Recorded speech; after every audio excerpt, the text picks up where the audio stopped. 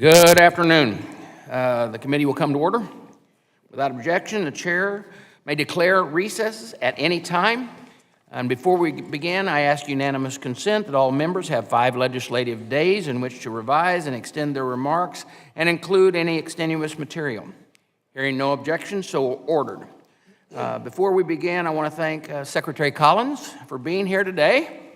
You know, this is his first time to testify before our committee, but not his first time in the House. So welcome back. I want to ensure that we have a productive hearing today. To have a productive hearing, I want to ask that all members be respectful to other members and the witnesses. And let's follow the House rules on decorum.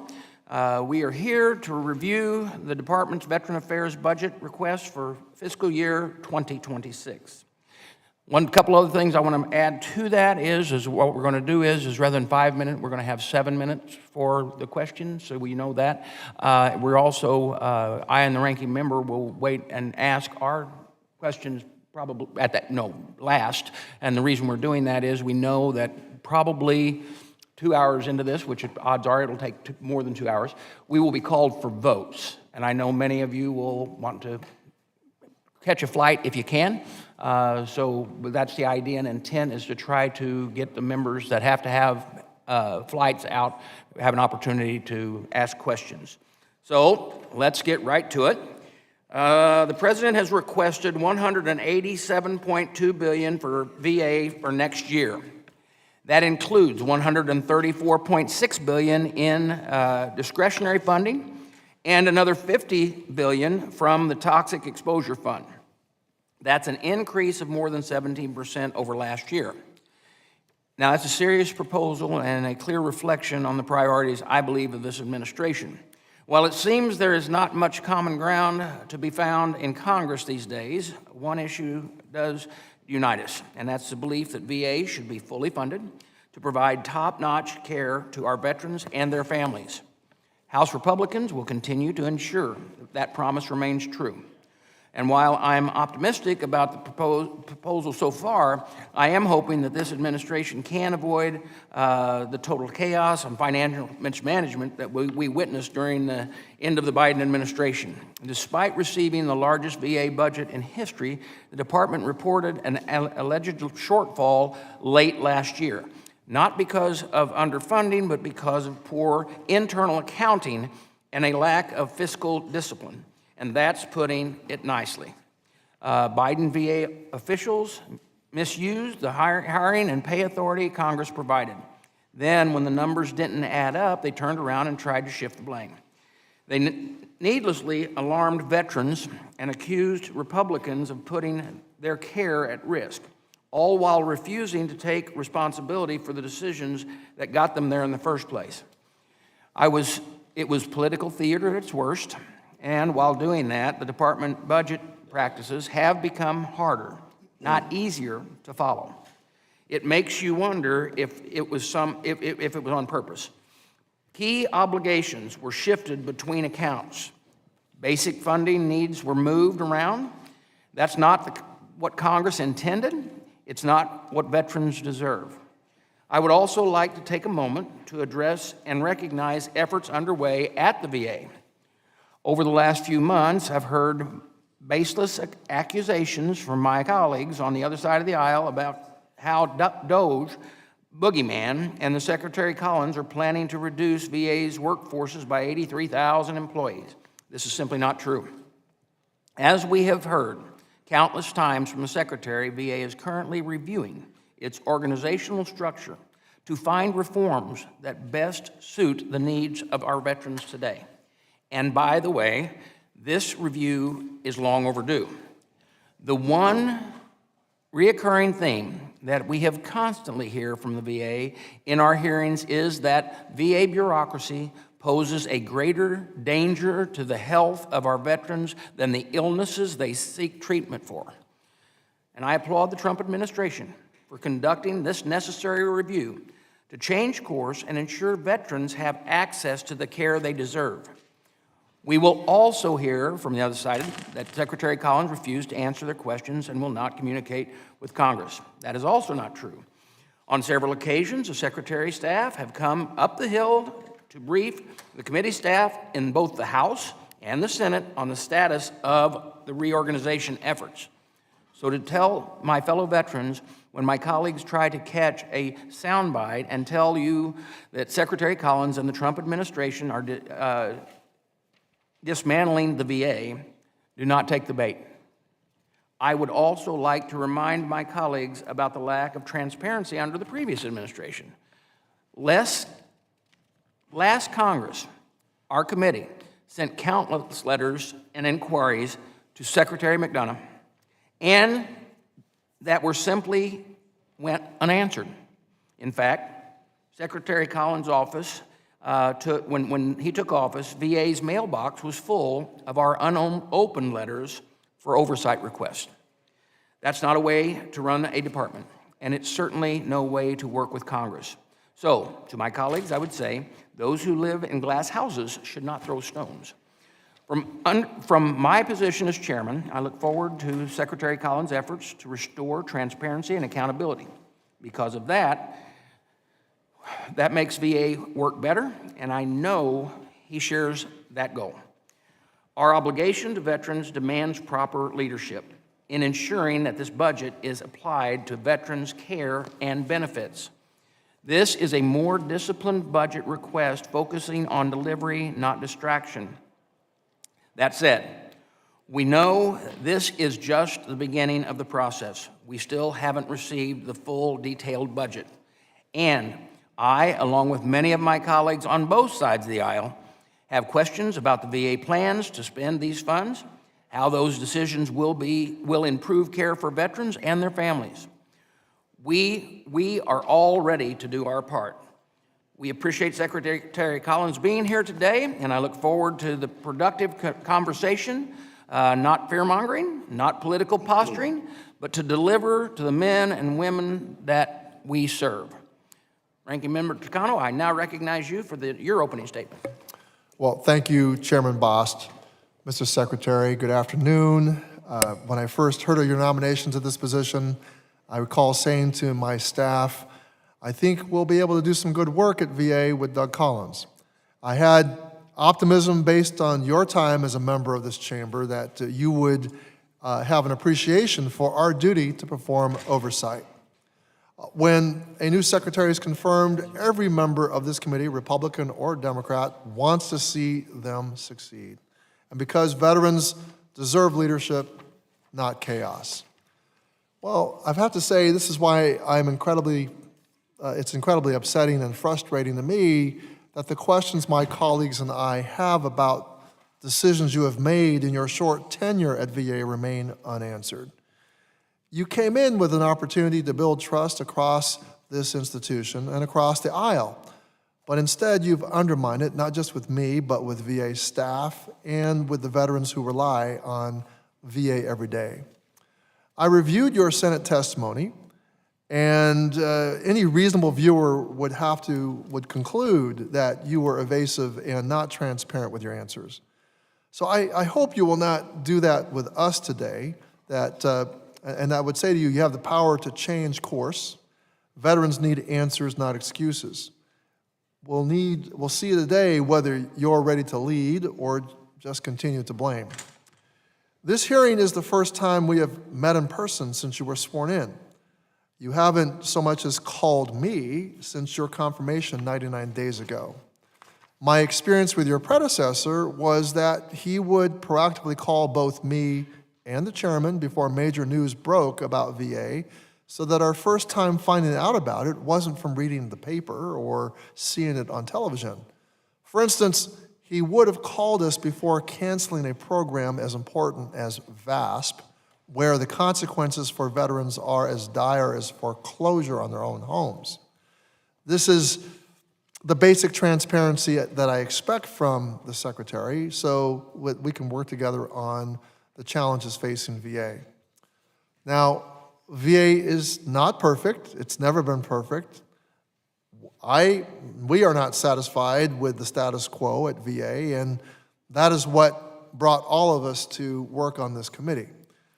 But we are not just going to blindly support your changes at VA without you giving us all the facts or any semblance of a plan.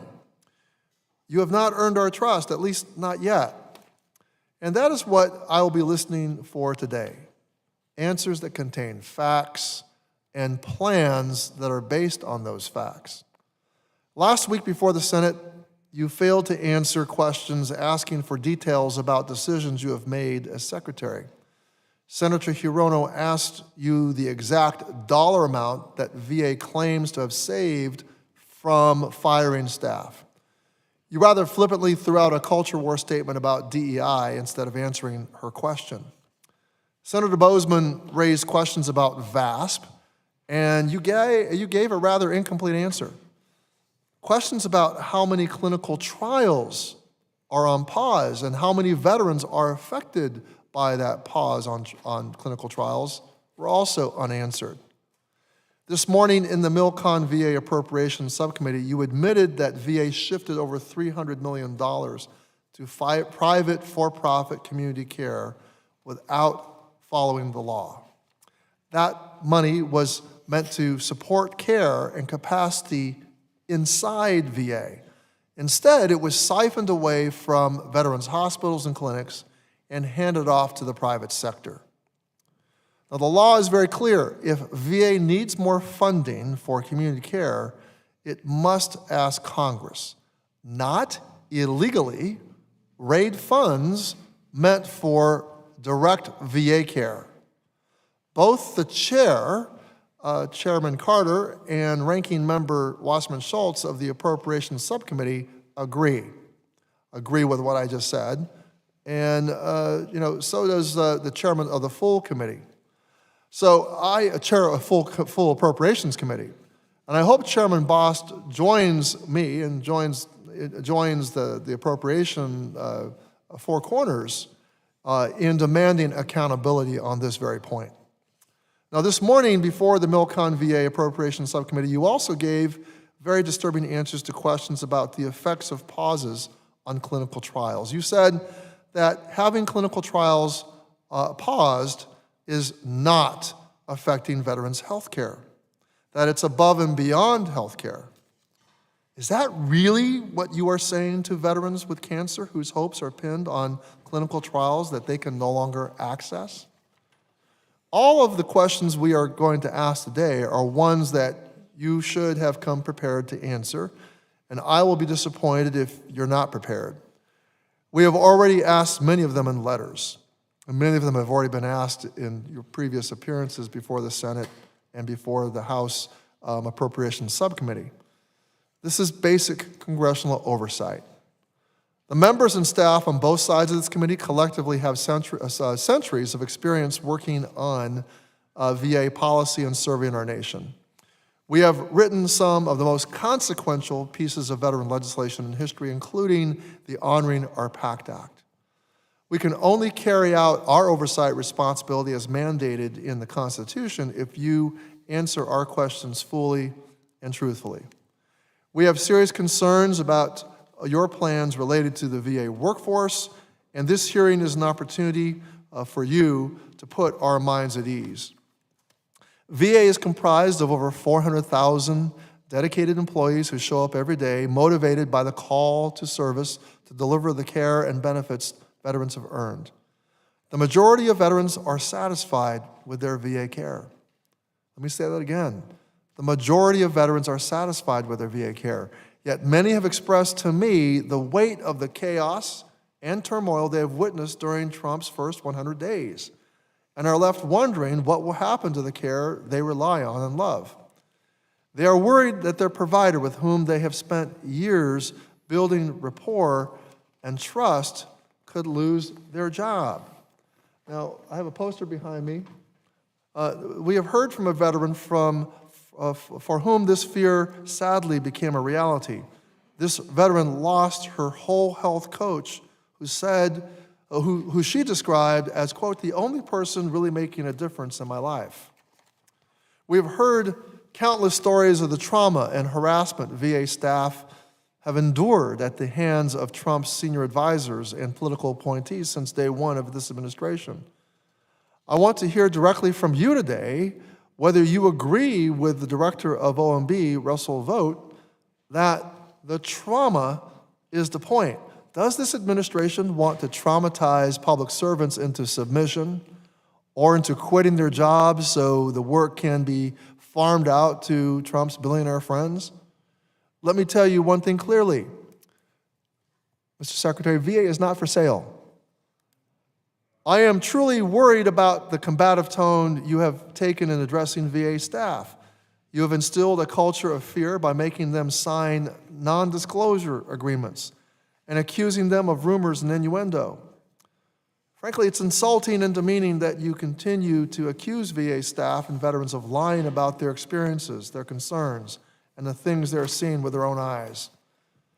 How are the veterans supposed to be inspired, how are employees of VA supposed to be inspired to fight for a better VA with you if you are constantly positioning yourself against them as if they are the enemy? I would say fear as a tactic for leadership is not effective.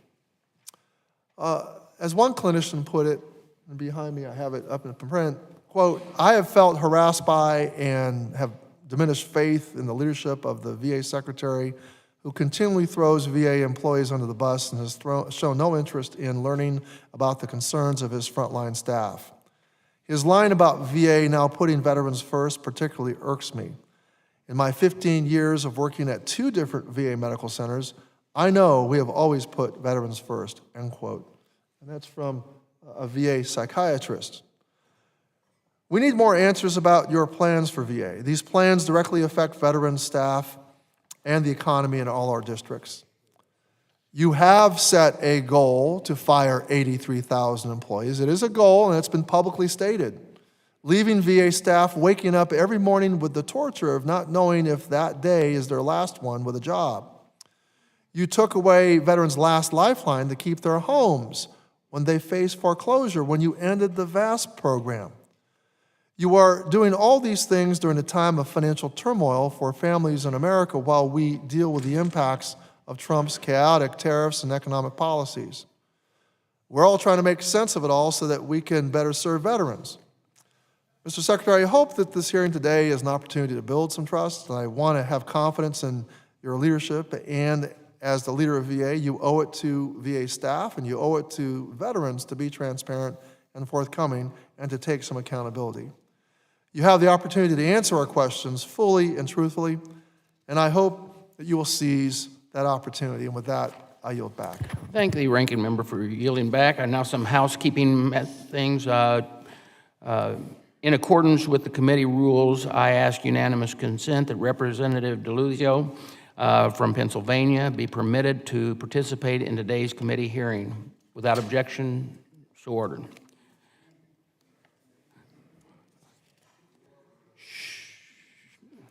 All right.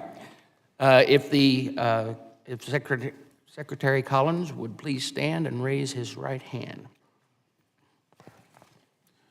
Do you solemnly swear under penalty of perjury and the testimony that you're about to provide is the truth, the whole truth, and nothing but the truth? Thank you. Let the record reflect that the witness has answered in the affirmative. Now I would like to recognize people, as I said, 7 minutes for each person. We're going to hold strict to that 7-minute rule because we are under the pressure of votes later on. So with that, I now recognize General Berkman. Oh, I'm sorry, was I wrong? Oh, wait a minute. How about you give an opening statement? That'd be really good. Mr. Secretary, you are recognized for your opening statement.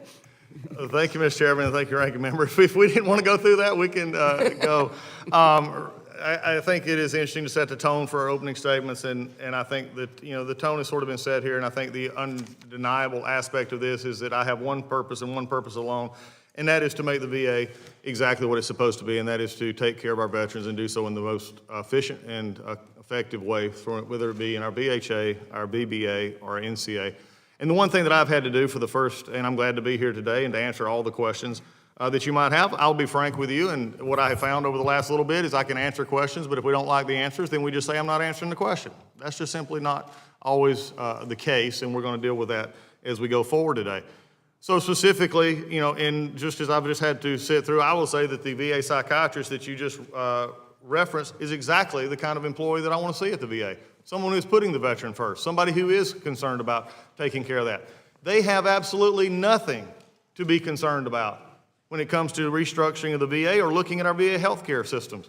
Because when you look at what we do, the VA doctor is exactly the person that has been protected from day one in this.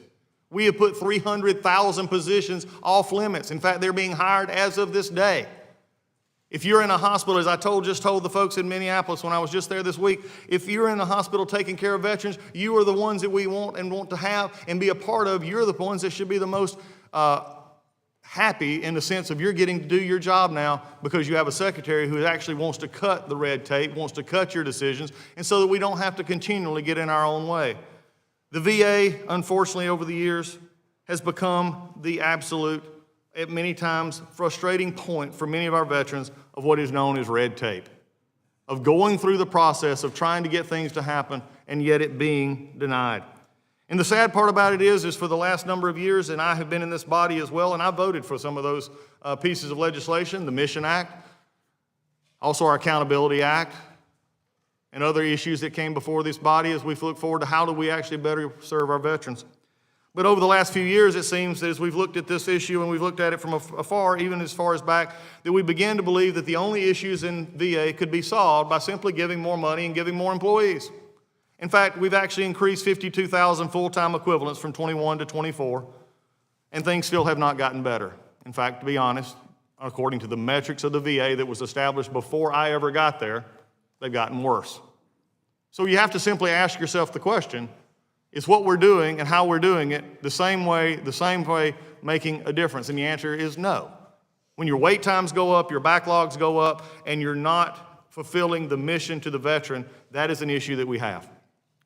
Now, when we look at these as we go forward, I'm not going to be shy in addressing the issues that we do and will in this room address today. And that is that we are looking at our structure of our workforce.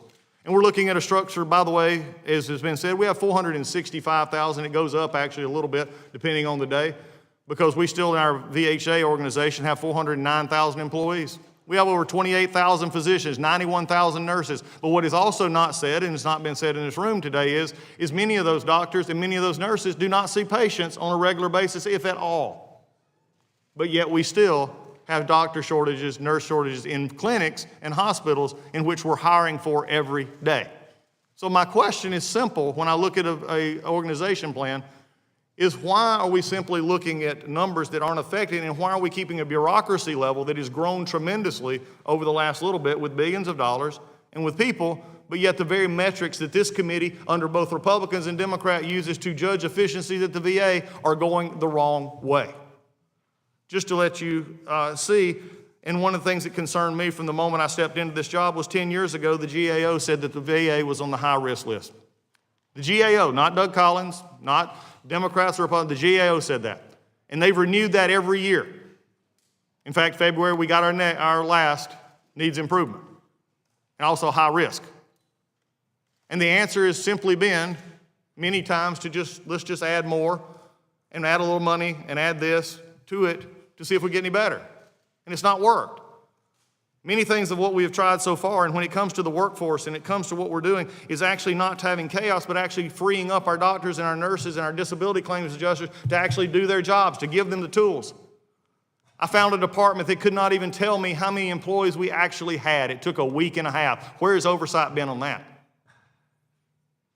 I think an organization that looks at it from a perspective of the bills that have been passed, and we have been looking at Mission Act, PACT Act, which is being implemented, all those put together rather quickly. We're now getting it underway. In fact, the numbers are pretty good in the sense that we have already had over 6 million exposure screenings. We've added 985,404 total enrollees for healthcare the PACT Act since it was signed into law. That's over a 2-year period, and over 6 million PACT Act disability claims approved. When we look at what we have going on, we're addressing as many things as we possibly can. But when we come at it at this, I'll also say this, and I hope to answer your questions today. I hope can find some common ground, and to the ranking member, if we can't find common ground, we'll attempt to find common ground. You and I came in together. We've been here a while. And I commit to that. I will not say that we'll see everything the same. But to a VA workforce out there who has had to endure 100 days of false rumors and innuendo and what somebody from behind a paywall says, that's what scares veterans. That's what scares employees. But I ask anybody on this committee today, as we go through these questions, as we look at what we're trying to do and how we're trying to do it, if you're cutting away the red tape, if you're trying to get a doctor to be able to be seen or have more doctors in the clinics and more nurses in the clinics, that is the things we need. If you're wanting more and quicker disability claims and our backlog drop, which, by the way, Mr. Chairman, I'm happy to report that when I took office just 99 days ago almost, it was 260,000 in the backlog. It is now at 200,000. We have cut it 21% in less than 100 days. So when we look at this going forward, I look forward to your questions. I look forward to honest answers as we go forward from both sides, because what we cannot do is deny that VA needs to change. The VA has things that need to be fixed, but we cannot continue to do the same things and call it a victory. And so as we go through today, I look forward to your questions, and I appreciate the opportunity. The written statement of Secretary Collins will be entered into the hearing record. Now we will proceed to questions. General Berkman, you're recognized for 7 minutes. Thank you, Mr. Chairman. Mr. Secretary, good to see you. Good to see you too. I'll cut right to the chase. I was encouraged by your recent comments at a cabinet meeting highlighting the importance of advancing research into psychedelic treatments to improve care for our veterans, actually breakthrough therapy care. Last January, VA issued a request for application for proposals from VA network researchers to study such treatments. And in December, VA announced $1.5 million in funding for MDMA-assisted therapy, the first VA-funded study for psychedelic-assisted therapy since the 1960s. Question, could you talk a bit, even if a little bit, about the studies being supported by these funds? Do you have any visibility on that yet? We're getting there, Congressman, and I think that is one of the things that I've started to look at. I'm also probably one of the first of the secretaries who've actually decided that we will take a look at it, that we're not simply putting it off, and we're going to do everything we possibly can under the rules given to us by Congress to actually continue that look. What we're seeing so far is positive. What we're seeing so far in some of the studies that are related to VA and also outside of VA as well is that there has been, especially when it comes to PTS and also traumatic brain injury and others, we're seeing some actual positive outcomes there, especially when it is coupled with intense counseling. And I think that's one of the keys that we look forward to. There's 11 current studies that are either with VA or around VA and that we're going to continue to look at. And I'm committed to working with the administration, but also in what we're doing across the lines with Health and Human Services and also at DOD to say, how can we actually make this a possibility? Now, I will say this. I do not believe it is a magic cure. I do not believe that it will work for everyone, but it is something that could work for some, and we're going to continue to look at it. Thank you. And Congressman Correa and I lead the PATH caucus here in Congress, and I'd like basically to consider you consider committing to incorporating congressional voices in some of these important conversations, because over the last couple of years, we as the caucus have had some really spectacular research speakers come in. So if we can be included as appropriate, that would be great. Of course, Congressman. Secondly, choice for veterans. I appreciate your acknowledgement that VA is in desperate need of reform. For too long, veterans have been forced into a one-size-fits-all bureaucracy that fails to deliver to them the earned care and benefits in a timely manner. Under the Biden administration, the agency experienced huge backlogs and rising care wait times. Something has to change, and it's our job to make the change. The VA committee recently approved the Choice for Veterans Act here last week in this room, a bill that Chairman Bost and I had introduced to help veterans secure their disability benefits by expanding access to accredited representation and imposing new penalties on bad actors in that space who are seeking to prey on vulnerable claimants.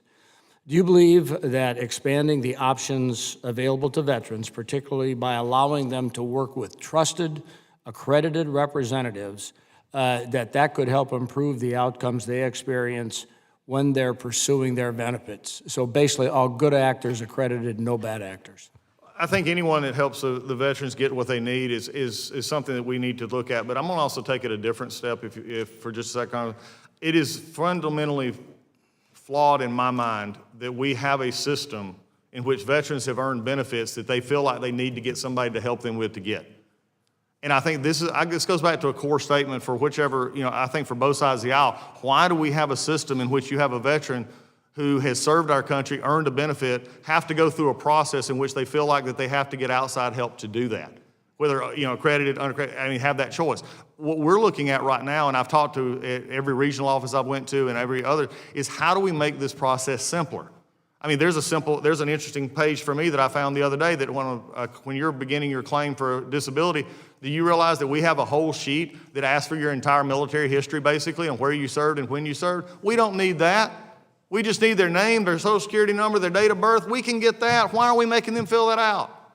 This is the kind of stuff we're talking about, and that makes general sense to most everyone. So we're looking at any way we can to help the veteran get the benefit they need, but we're starting internally to make sure that we can do the administrative stuff we need so that you can cut through the bureaucracy to get the benefit that you need and get it done quickly. Yeah, absolutely, and the idea that only within the VA can the responsibility reside for really solid, exact accreditation on all counts. Who's ever asking to be accredited, that's in the VA's ballpark, and that's what we're asking for, is that the VA will actually accept that responsibility. And that's where the key is, I think, in the better outcomes for the veterans in the appeals process. Yeah, and I think that's one of the things I will state that to get that started with us is in accreditation. It's sort of outside our scope as far as us accrediting outside individuals, but we're willing to do whatever the Congress asks on that, and we're going to focus it, and we'll make sure that the resources are available to make that happen. Can I also hit, though, you talked about community care, because this is actually where this all goes. I don't agree, and this is just a difference of opinion. I don't agree that community care is a giveaway to private physicians and public hospitals. In fact, I think that's the actual non-intent of the Mission Act, was if you met criteria, you could go outside the system, or wait times, or even the fifth number is where it's the best medical interest of the patient between the doctor and the patient. This is something we've got to deal with as well, is that is the intent of the law, and that, that we're not taking VA care from one and giving it to other. VA care we're expressed in our hospitals or expressed through community care, in which we're paying for, is VA care, and we're going to hold it to the highest standards. Thank you, and with that, Mr. Chairman, I yield back 40 seconds. Gentleman yields back. Representative Pappas. Ms. Brownlee is recognized. Ms. Brownlee, you're recognized. Thank you, Mr. Chairman. Thank you, Mr. Secretary, for being here. And I'm going to start out with a question, and I don't want you to think I'm being combatant here. I'm not. I just want to understand what's going on. And it's a question around non-disclosure agreements that I'm hearing. I have a copy of a non-disclosure agreement here that it appears as though you're requiring supervisors at VA to sign these non-disclosure statements as you go through this reduction in force plan.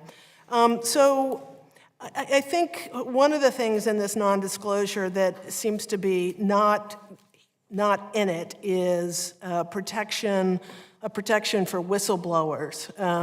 I think Title V requires that there needs to be protection for whistleblowers. So that seems to be lacking in this non-disclosure agreement. But I'm also hearing from employees that they're saying that spyware is being installed in their computers to monitor their emails and Teams messaging, et cetera. So, generally my question is, this kind of feels as though you're not creating an environment that is where people are motivated to work as hard as they can for our veterans. So, I was elected at the same time you were, and, certainly I would think as a former member, as you are, you would be asking similar questions, I think. And so I'm just asking, why are you doing this? Thank you, Congresswoman. It is good to see you again. We did come in together. Look, the NDA simply restates, Title 18 U.S.C. 1905, in which the employees and others are not to discuss, and is to keep sensitive information in any department internal. And we're dealing with an issue right now that is a dramatic change for the VA, and we're looking at workforce. And one of the issues that we're having to deal with workforce is one of the things, and I'll be very upfront with all of you here today before we even go down some of the line of questioning. There is not a time that I'm going to, in a public setting, go into details as far as this group of people being looked at, that group of people being looked at, not in a setting like this. That's not fair to them, and it's not fair to this committee. So this is simply a restatement, but all of the protections that are afforded a whistleblower or work with communication with Congress, classified information, any reporting to Inspector General, mismanagement, anything else are all protected in that NDA. It does not curtail them. This is simply an opportunity for us to have open and honest dialogue about where our workforce should be shaped. So where does a whistleblower go if they feel the need that Officer of Whistleblower Protection. We have it inside our own agency. That's where they go. it's still there? Yes. It's still operational? It's never went anywhere. Ted is still there. They've signed the non-disclosure agreement?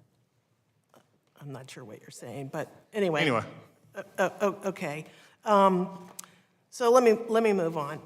The Elizabeth Dole bill, I was very involved with the Elizabeth Dole bill and was wanting to hear from you about when you think it will be implemented. It was passed about, I think, 6 months or so ago. It's certainly something that our veterans and certainly the Elizabeth Dole Foundation is very anxious to see implemented and get started. So could you speak to when the implementation is going to take place?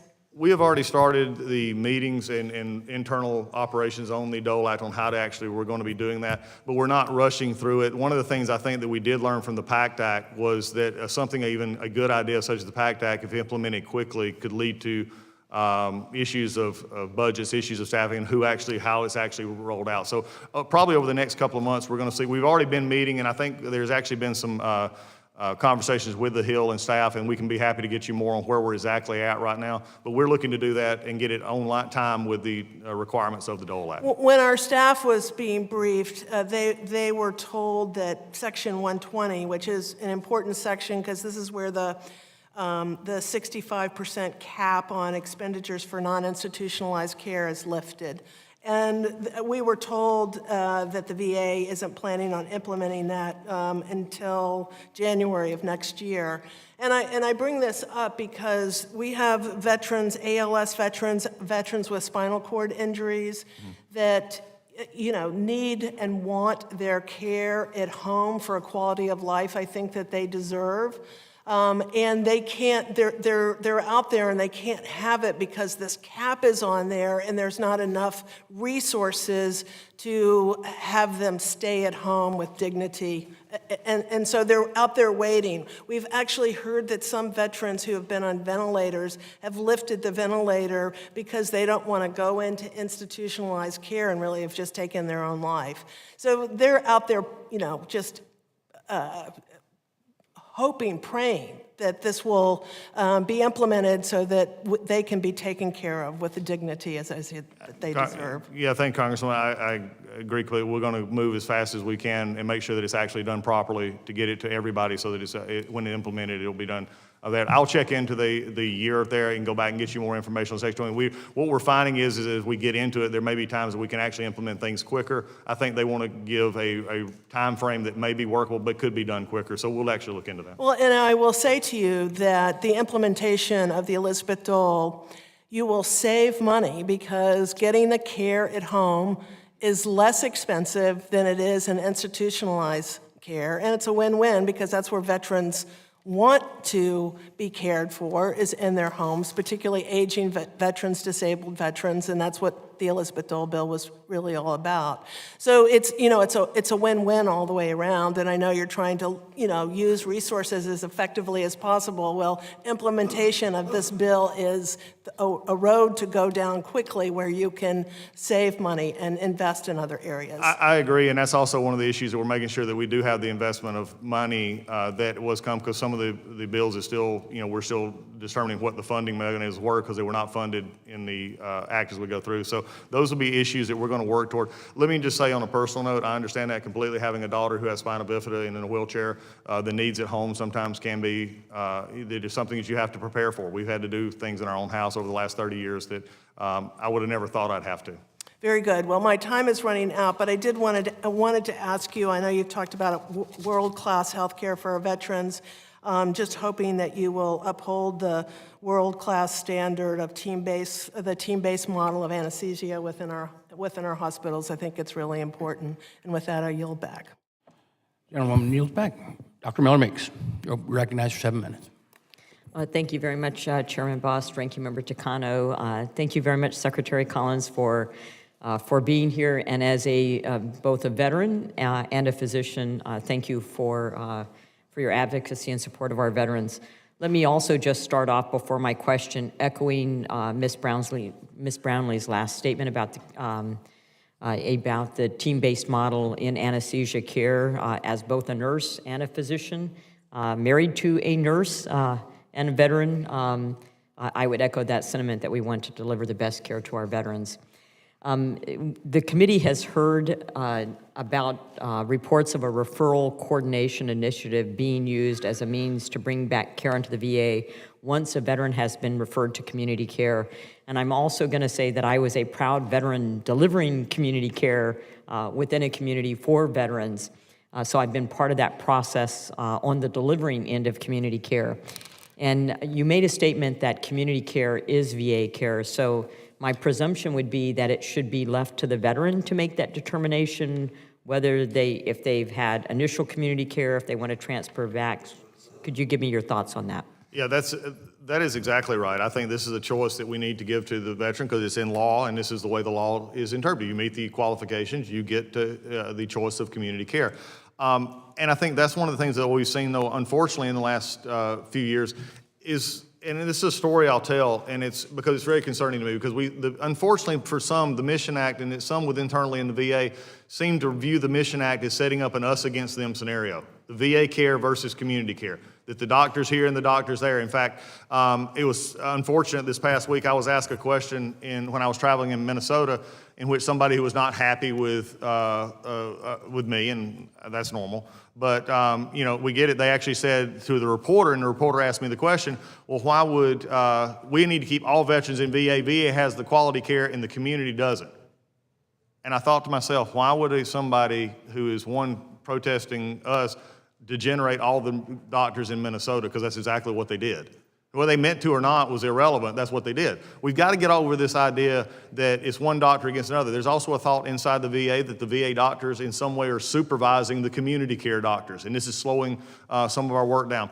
The other issue with community care that is problematic, and I hope we get to talk about this today, is our electronic health records management system, which does not allow us to communicate with doctors. So for us, it's just about getting the care to where again, veteran first.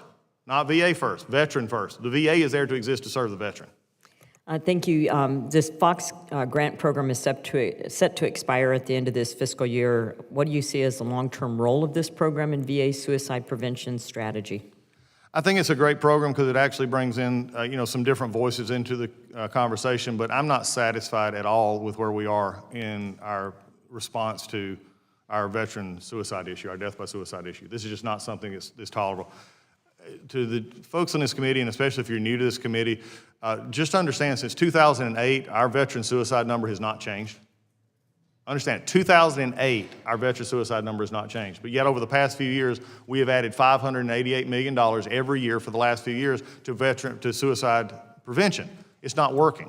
So I want to use grants and programs like this to reach out beyond the scope of where we're currently reaching to say, how can we actually touch the veteran that's not being touched right now by these programs? Here's another thing for you. Out of that, whether you use 17 as your number, 22 as your number, whatever number you have, half of those have never had VA connection. Half of them we've never had a chance to touch. So we've got to do better at using the grants, using our programs to go outside the normal bubble and use others to help get the word out. You may not hear this question. I agree with that, and also General Bergman's comments about emerging breakthrough therapy. Never thought in my medical career I would be talking about that, but yet it does show promise in reducing PTSD and suicide.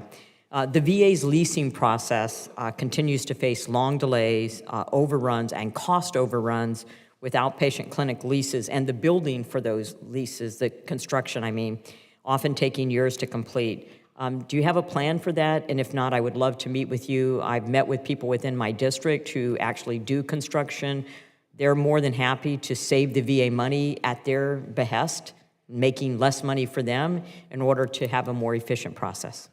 Congresswoman, this is going to be the one time I'm looking at the ranking member and the chairman, and I just as I did this morning with the Appropriations Committee and everybody in this committee, help me. Our procurement system, especially when it comes to construction and new facilities, is broken. I mean, and we're not even at the point where, and this is not throwing anybody under the bus. It's just they're given a system that doesn't work. And I was here, and several of you were here when we had the issue first come up, and we started. One was in Colorado, then there was others that were. Right now, it's no reason, in all fairness, that it takes $1.6 billion to build a medical center. There's positions on this panel. Your local hospitals, in fact, in my hometown, just built a 100+, several hundred patient bed system. Put an OR in it, put an ER in it. They built it in less than 2 years, and it's a lot less cost. Our leasing programs need to be streamlined. Our building programs need to be streamlined, because right now there is not really, if you would, as I call it, that touch point, that one belly button touch point where I can actually say, you're responsible for this, or holding them accountable for contracts in which they don't meet their deadlines. So I'm asking for help here on this one. Be happy to help you with that in our Chip-in Act. And then this is just a very, very minor thing, and I know it's minor, but I've had veterans in my district contact me and send me photographs of our VA hospital which show a blank wall, and the photographs of the president and the vice president are not there. I know it's a minor issue. Is this something that comes from the VA, or how can I help these veterans and answer their problems? So if you could just address that quickly. And I know you gave me extra time, so. No, I appreciate it. No, they should have the pictures. There was a delay, and I think one of them was the vice president's picture was one of the delays. My picture, look, it's out there in the president's picture. It's very important to our veterans. I get those calls all the time. We're doing everything we can to get those pictures out and make, and this is a change to any administration. It needs to happen quicker. It doesn't most of the time. But I think it's being done as quickly as possible. Thank you so much. I yield back. Representative Pappas. Thank you very much, Mr. Chairman. Mr. Secretary, thanks very much for your comments. I want to ask you about an issue that's critically important to veterans in New Hampshire. New Hampshire remains the only state in the contiguous 48 states without a full-service VA hospital. And so the Manchester VA Medical Center was built in the 1950s. It continues to experience serious infrastructure issues, pipes bursting in the winter, flooding, heating outages, even insects in the operating surgical suite. On May 9th, the Trump administration announced an executive order directing a feasibility study at the VA within 180 days of the order, submitting a plan to the president, an action plan to expand services at the Manchester VA into a full-service medical center. So veterans have been asking for this for about 20 years now. They're ready to move past the talking stage and to see some action on this. So I'm wondering if, as this study is moving forward, you're going to work to engage with veterans and stakeholders in the state of New Hampshire to make sure you're hearing directly from them and capturing their feedback. Yes, Congressman, I appreciate that, and I appreciate you carrying the torch for that. Also, I've talked with your governor about this as well, and I can report to you that feasibility study started this week. And we're going to be working with our stakeholders in New Hampshire and other places to make sure that this goes through. So following through the promise of the president, who made the promise to look at your facilities up there, that's what the EO said, and we're already started that process, and we started it this week. I appreciate that. And do you start this process with the commitment to establishing a full-service hospital in New Hampshire? I believe that is the desire of the administration as we go forward, and we're looking at it from that perspective. You have a system in which we're going to look at and make sure that we get the proper needs and the proper care in that area. Thank you. I appreciate your attention to that. Before I get to my next questions, Chairman Bost, I ask unanimous consent to enter into the record data received from the Housing Policy Council showing over 80,000 veterans state by state who are at extremely high risk of foreclosure. Without objection. Thank you very much. So I disagree fundamentally with VA's decision to end the VASP program, and I want to ask you a little bit about the timing around that, because it was extremely unclear who was informed and when. So VA briefed committee staff on April 9th that VASP would stop accepting applications from lenders on May 1st. I'm wondering when VA first publicly posted the information to the general public about its plans to stop accepting VASP applications. As far as an exact date on when published, I would have to get you an exact date. I think going the VASP program in general, though, this is a program that I think many on this committee have strong feelings about, should have never started to begin with. This was not a congressional mandate. This was not a congressional program, so it was stopped, and it had already got into an area VA didn't need to be in to start with. So we have the date, basically April 23rd is when that was posted publicly. So literally a have it in matter front of of me. days before veterans were made aware of the fact that this program was coming to an end. And I ask about this because we heard directly from a constituent who was caught up in this. He is a veteran his name is Daniel. He's 100% service disabled, veteran of the first Gulf War, reached out to our office days before the end of VASP, understanding that he might still have a chance to get into this program and to make sure that he could start making payments and stay in his home along with his service animals. So I'm wondering if you have any guidance for veterans like this who have been caught up in this period of time where VASP is coming to an end. There wasn't clear communication from the department. What do veterans like Daniel do to be able to stay in their homes while we wait for Congress to take the important step forward to develop a partial claims program?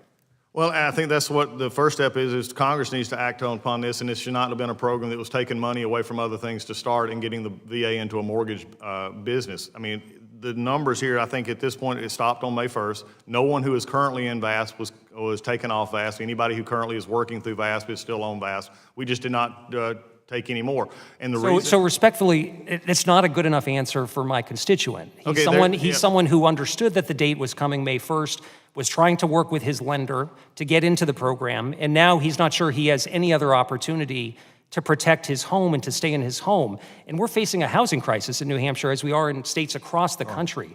So would you be open to a foreclosure moratorium in the interim while we await action in Congress to develop a bipartisan plan for a partial claims program? I'm not going to commit to a program on the fly here in the middle of the hearing. I think I understand your concern in looking at it, but again, we set up a problem that was going to end up developing. The reason VASP was stopped was because the VBA, which took money from other programs, reprogrammed from other things to do this program, came forward, and they were now going to ask for multiple billions of dollars out of their mandatory program to go forward, which I'd have had to come to Congress for, and it was just an area that it had to be a time to cut it. We did it as much as we could. It's not an answer I know you want to hear or the veteran may want to hear, but this is it's a program we should have never gotten into. So look, I disagree with that answer. I think the fact is this was a last resort program that was should have been a stopgap while Congress developed something that was more permanent, and we're working on that. But we've got to be looking out for constituents like this who number 80,000 across the country, people that are at risk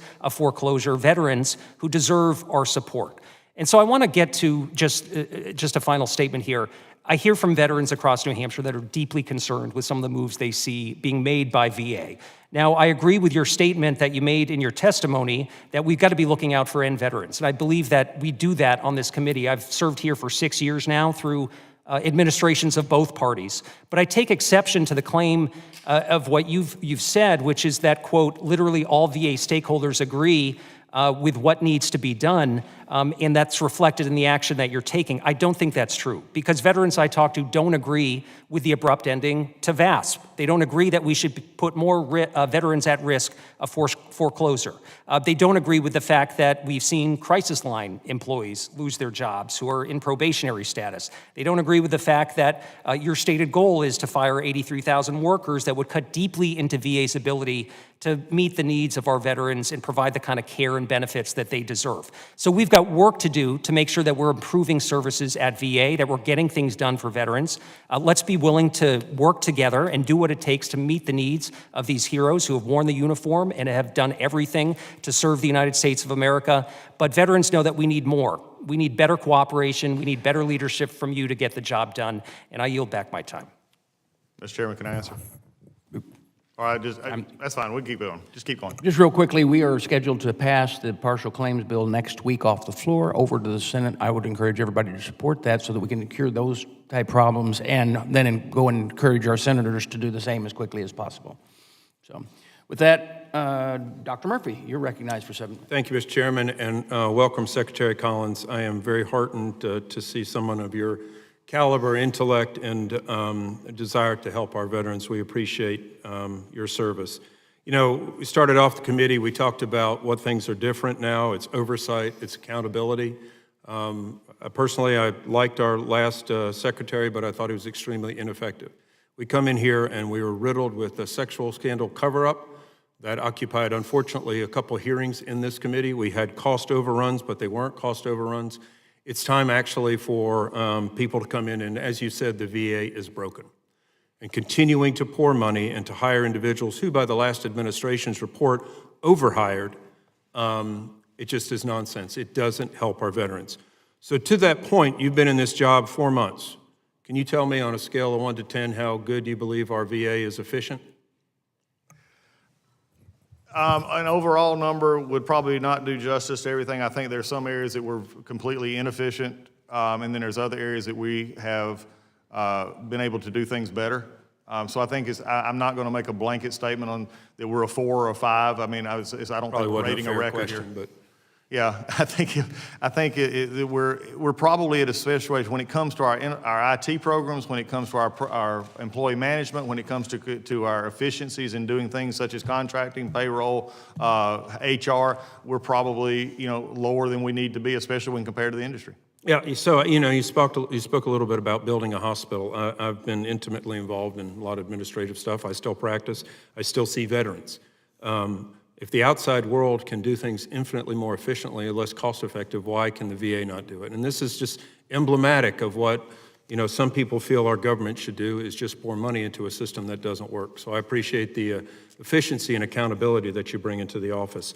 One thing, speaking of which, I'd love to bring up the EHR issue. I've sat on this committee now, I think, close to 6 years, and I'm still dumbfounded at the billions and billions and billions of dollars that have been poured into an EHR that should have never been done to in the first place. It's not a system that should be used for the largest healthcare system in the country. So I know this is a big priority of yours, and I'd love to know your thoughts about how we can actually implement a system that's only in just a few hospitals and centers at this point. Thank you, Congressman. This was the one that was dropped on my plate from day one, and frankly, it was just dropped as a just a cold fish, so to speak. It was just, nothing was happening. The previous administration, the previous secretary had put a pause, and basically it was just sort of a death knell because nobody was talking, nobody was doing anything to move anything forward. This was after we had poured billions of dollars into the system. Now, I could go back and I could, talk for days about how it was, probably poorly started, poorly funded, poorly integrated, poorly everything. But what I chose to do was from day one is walk in with fresh eyes and say, okay, here's what I've been given, here's what we have to do. So what we did was we basically took the two positions, the VA position and Oracle position, and we came to see what each said about each other. Then we put them in a room, and then I had them basically talk to each other, and then I locked them away and said, we got to fix this system. Don't come out until you fix it. What we're at right now is instead of maybe 4 next year in the Michigan area, we're actually going to be doing 13 across that entire VISN. And let me just tell you what I have control over, and also what I have control over a vendor or a client, which I believe Oracle to be. VA we had almost, I think it was 8 or 9 committees that everything had to go through to determine what standardization would look like. So in other words, if we wanted to code something, it had to go through 8 different committees differently, then to come to a final committee before it then could go to be discussed with Oracle. I did away with every committee except the final committee after they had their meeting. We only have 1 committee now. Dr. Evans talks directly to Oracle. Oracle talks directly to Dr. Evans on standardization issues. We're going to standardize from here on out, which is what every other hospital in the world does. Yep. We have about 10% that is unique to VA, and we're going to work through those again as we go forward. By doing that was able then to allow us to speed up the process and allow us to add the 9 more sites that we're going to. Great. This also then takes into account looking ahead to gain momentum. Is anybody here in a longer system? And if you go back to DOD, and for both sides of the aisle, the DOD did this over the years. They had a pause, and they actually came out of the pause and were standardized and got it done. They finished their side of it. And at roughly the same time the VA was supposed to be. So we're just looking to actually now get the momentum so we can go into others 20 to 25 to 30 to get this done. Yeah, and that's, I applaud you at that. It was criminal that nothing more was done. This has been a failed system from the start. It's neglect. It's point blank neglect that this is not already in every VA system. And to your point earlier about being able to communicate with community care doctors, everything, I don't know what the hatred is about community care in this committee sometimes. I swear to God, they just don't, I don't understand it. I've taken care of patients. We want a seamless approach, and we want the best physicians and the most readily accessible physicians. And it's nothing a pro or con, anything against or for the VA. It's pro-veteran. It's what is being done, and we need to be able to communicate with those individuals. I don't know how many times I've seen a veteran, and I can't get records from hell about the patient itself. So thank you for actually doing something about it. I'm going to follow up with one other point that's already been stated twice. Anesthesiologists need to be in charge of the operating room. It's a team approach. There needs to be a quarterback. I don't care if the fullback says that they're as good as the quarterback. They're not. That's what we want. We want the best for our veterans, and that's period. And finally, an issue that is near and dear to me, you've talked about veteran suicide. We've talked, and we've poured money upon money upon money, and we haven't moved the needle. I have scrubbed a particular therapy that I truly believe moves the needle in the state of North Carolina. It is doing tremendous things to help our veterans, and that's hyperbaric oxygen. I don't know why this is a partisan issue. I mean, they're using it all over in Israel. They're using it in other places in the country. I have a bill, H.R. 1336, Veterans National Traumatic Brain Injury Act, that heretofore the VA has opposed the bill. We want to do everything for those individuals who are at the end of their rope, and I'd love to have the VA drop its opposition. This is something our veterans should have in their arsenal. Congressman, I look forward to you working your bill through the Congress and go, and we'll be, from our perspective, giving the treatments we've had, the research that we have to provide you the research that we've seen, and where we can find that it might work, they'll be happy to see that come on, and we'll follow the lead of this Congress. I appreciate that commitment. Thank you, Mr. Chairman. I yield back. Representative Shiflett-McCormick, you're recognized for 7 minutes. Thank you, Mr. Chairman. Thank you, Secretary, for being here today. I have a few questions for you. Would you agree that housing is an important priority for our veterans? In generalization question, I mean, is housing important for anyone? I mean, That was I a question apologize, I'm for not you. sure what. Do you what you're looking prioritize for. veterans' benefits when it comes to housing? Making sure that our I veterans have prioritize all the housing? benefits that our veterans earn. No, specifically, it's yes or no then. We can just do yes or no. Well, if I will do that if it actually answers the question. Is it a but yes or a no, sir? For what? Do you prioritize veterans' housing? I prioritize all Yes or veterans' no? benefits. Yes or no, please. Yes or no to what? I just, I mean, we can play this game back and forth. Our Secretary veteran- Collins, I'm not interested in that. I'm really getting. It seems to- you are. Secretary Collins, I am not interested in that. We have real concerns, especially in the state with our veterans. So could you please answer it yes or no? If you choose not to answer, just say you choose not to answer, and it's not important. Do we prioritize housing for veterans? Yes. We also prioritize Thank you. health care and Thank you. everything So else. do you prioritize and fully commit to housing veterans, especially when it comes to flexible assistance to homeless veterans?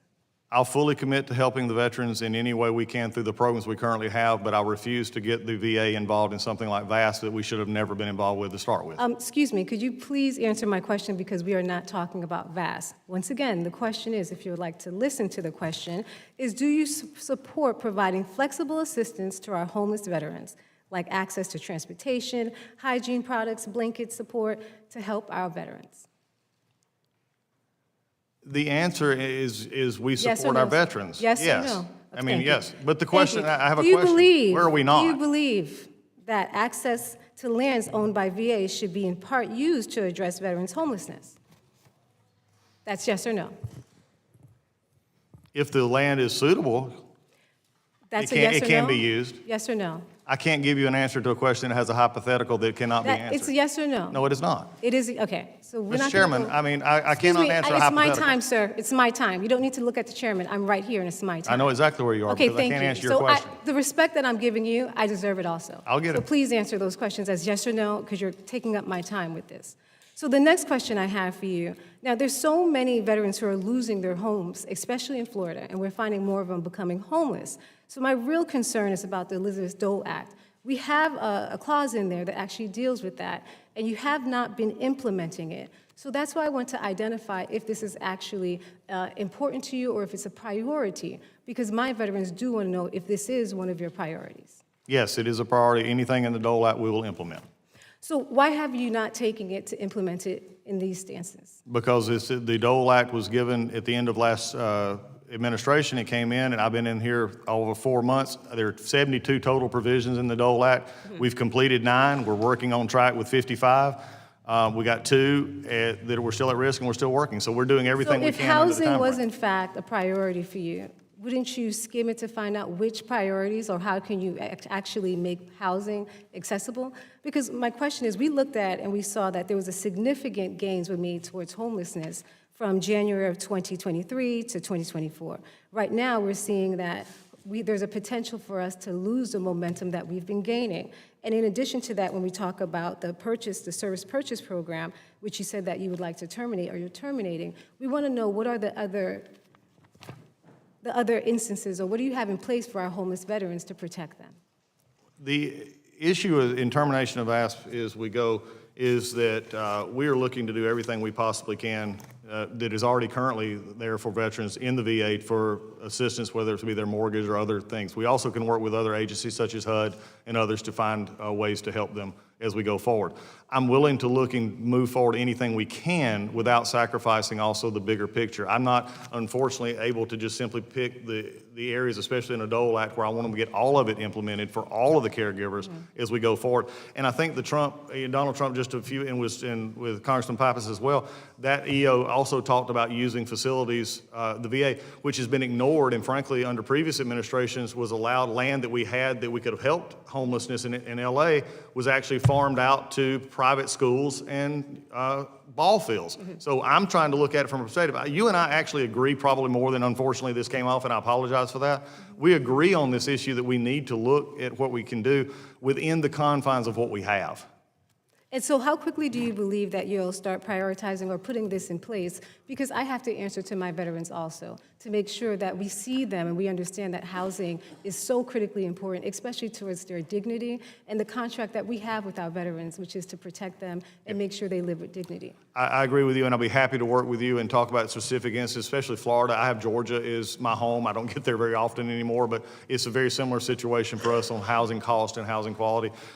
Any of those information within the Dole Act, we're going to continue to implement. And if there's ways that we can help expand something we currently already have, I'm willing to look at that as well. But I think this is just where we need to make sure that we're doing stuff that help and doesn't either have a negative impact some other place with other programs.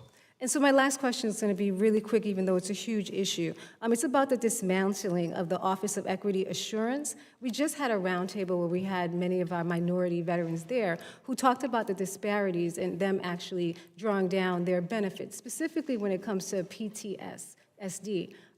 How are you going to handle these situations, specifically when that office has been dismantled? That office, again, being dismantled has nothing to do with the fact of my commitment to make sure any veteran who's earned a benefit gets their benefit, no matter what their background, what their skin color, or anything Specifically, the else. disparities I wanted to point to. How are you going to handle the disparities? Because we have years and years of documentation, especially when it came to housing, where we saw different generations that were disadvantaged.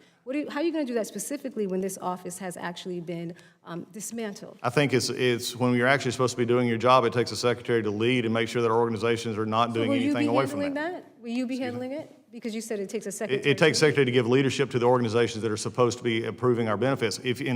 Congressman, if you have somebody who's been discriminated against or not getting the benefits that they've earned, then I'll be happy to work with you to make sure that's rectified. But that's something against the law that we're not going to break law. We're going to actually give the benefits that they've earned.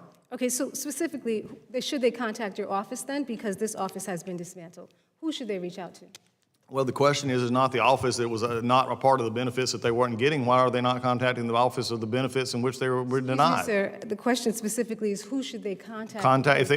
Which benefit are they looking for? If they should call VBA, which is the benefits, that would be the area to call. If it's a So there's not going to be, the elimination now is going to be shifted to different offices. Thank you. I yield back. Representative Van Orden, you're... Thank you, Mr. Chairman. Mr. Secretary, I want to thank you for getting something accomplished in less than 100 days that I've been trying to do for 2 years. And that is to get rid of a program that has never existed since the time someone lent someone seashells to buy a cave. That's the VASP program. The Veterans Affairs Administration, under the previous administration, decided to take on $17 billion worth of debt without conferring with Congress. And to me, that should be unlawful. Let me explain what the VAST program is for those people that are not on me and Chris's subcommittee. The Veterans Affairs Administration in the previous administration decided to start buying home loans and reducing the interest rate. So if it was at 7.5%, the VA would buy the loan from a lending institution, lower the interest rate to 2.5%, and they spend an average of $360,000 per home. They did this up to the tune of $17 billion. The amount of money the average veteran was in arrears was $25,000. So it was a $25,000 problem that was solved with a $360,000 solution. And that's how the previous administration ran the VA. And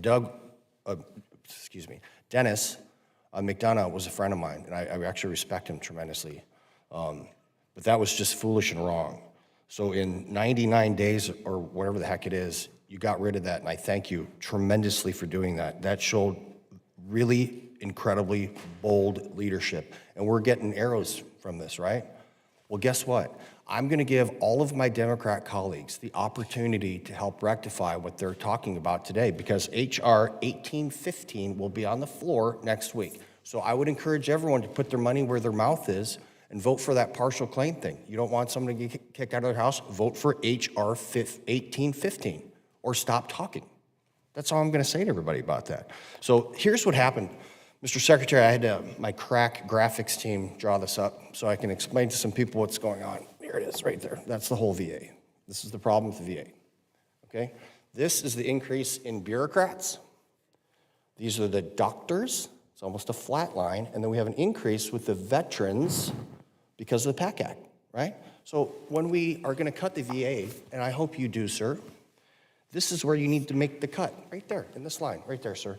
Mr. Secretary, if you cut this, then this line with the doctors and stuff, the people that are actually touching our veterans and providing care can go like this, right? And then we can match the increase with vets.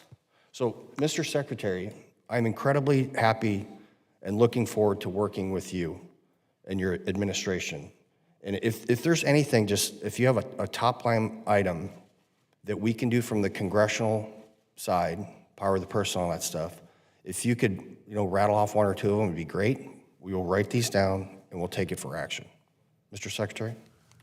Thank you, Congressman. I think one of the things you mentioned there at the end is something that's very important because it's also been one of the most misconstrued and also used to scare veterans and also scare employees concerning what we're looking at in regards to a reorganization of staff and how we look at this.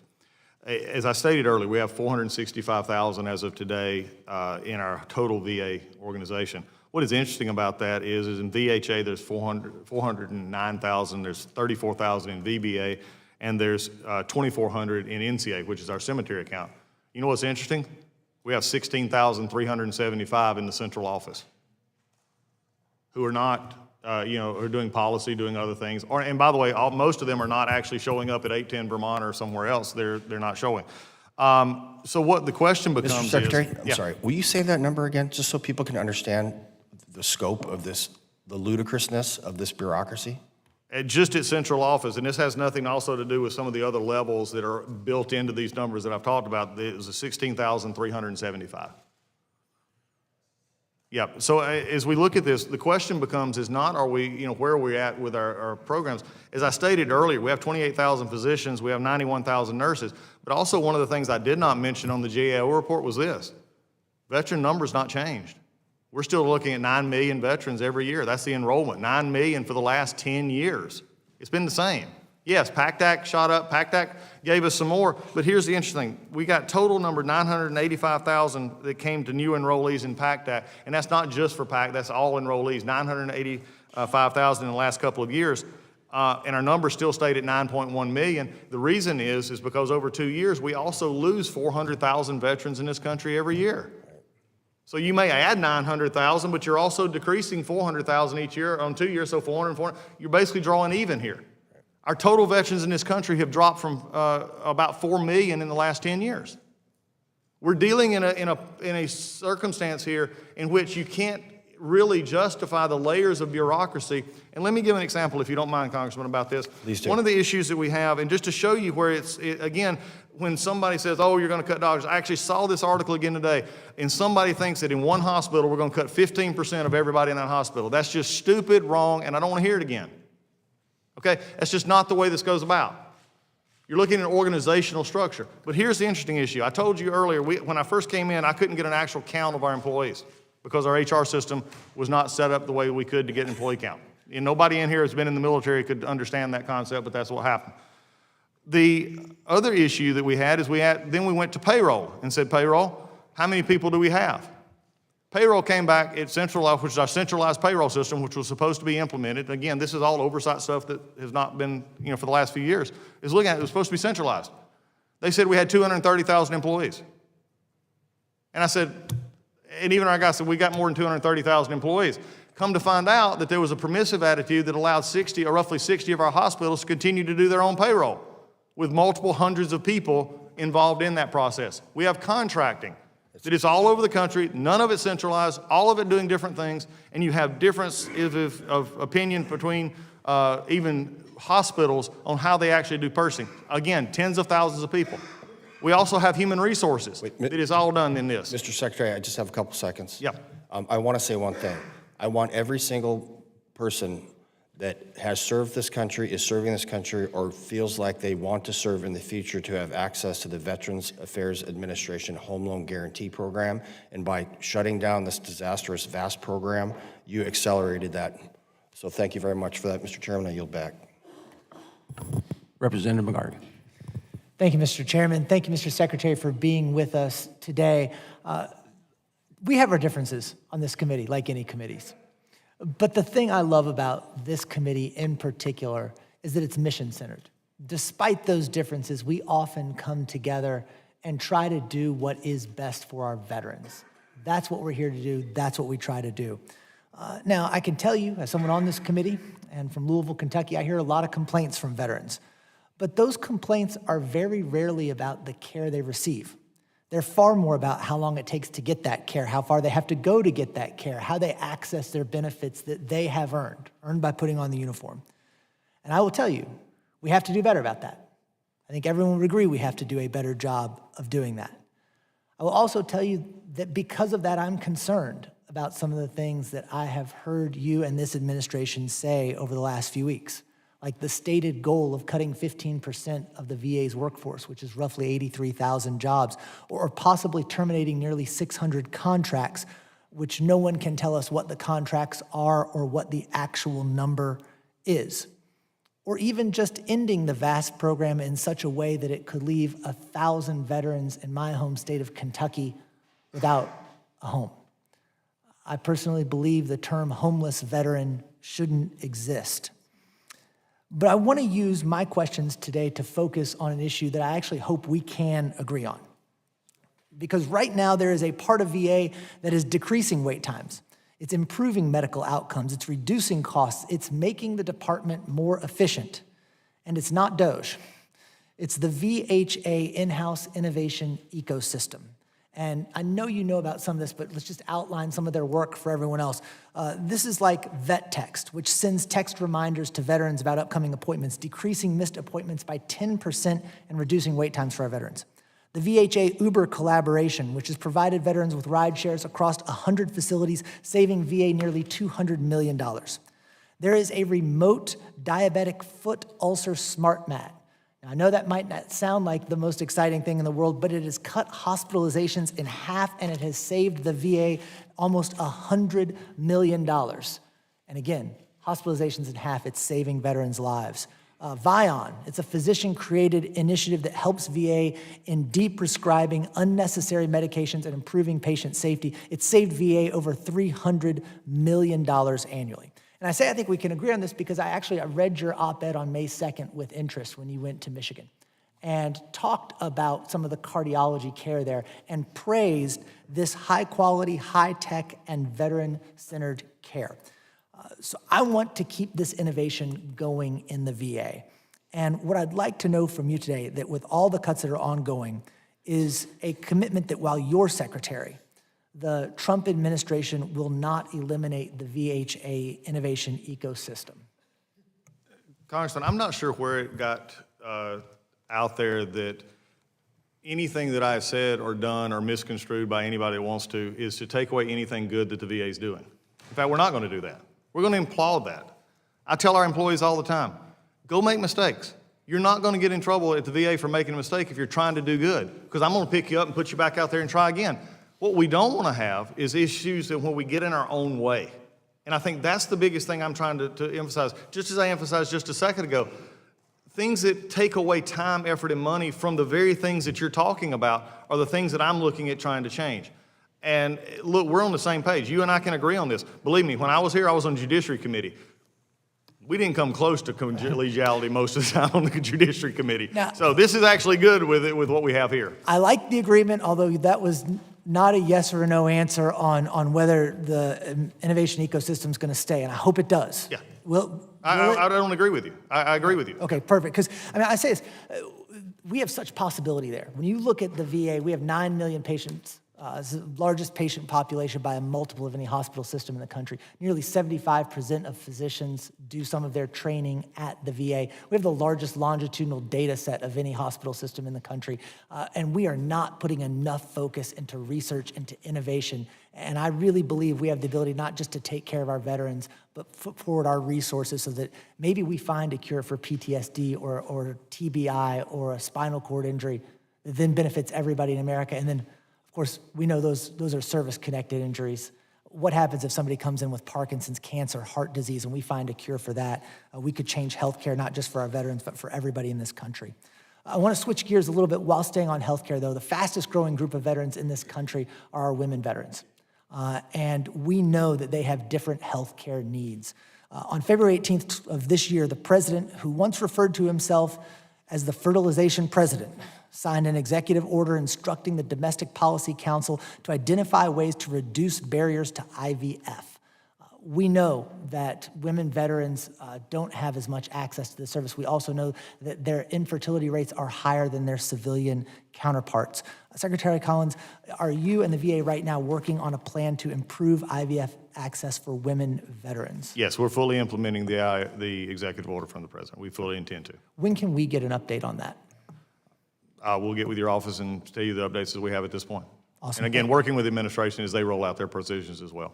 Thank you. And again, shifting topics on you again, I am not scared about technology. I think technology can be used for a lot of good things, but we are advancing in AI rapidly.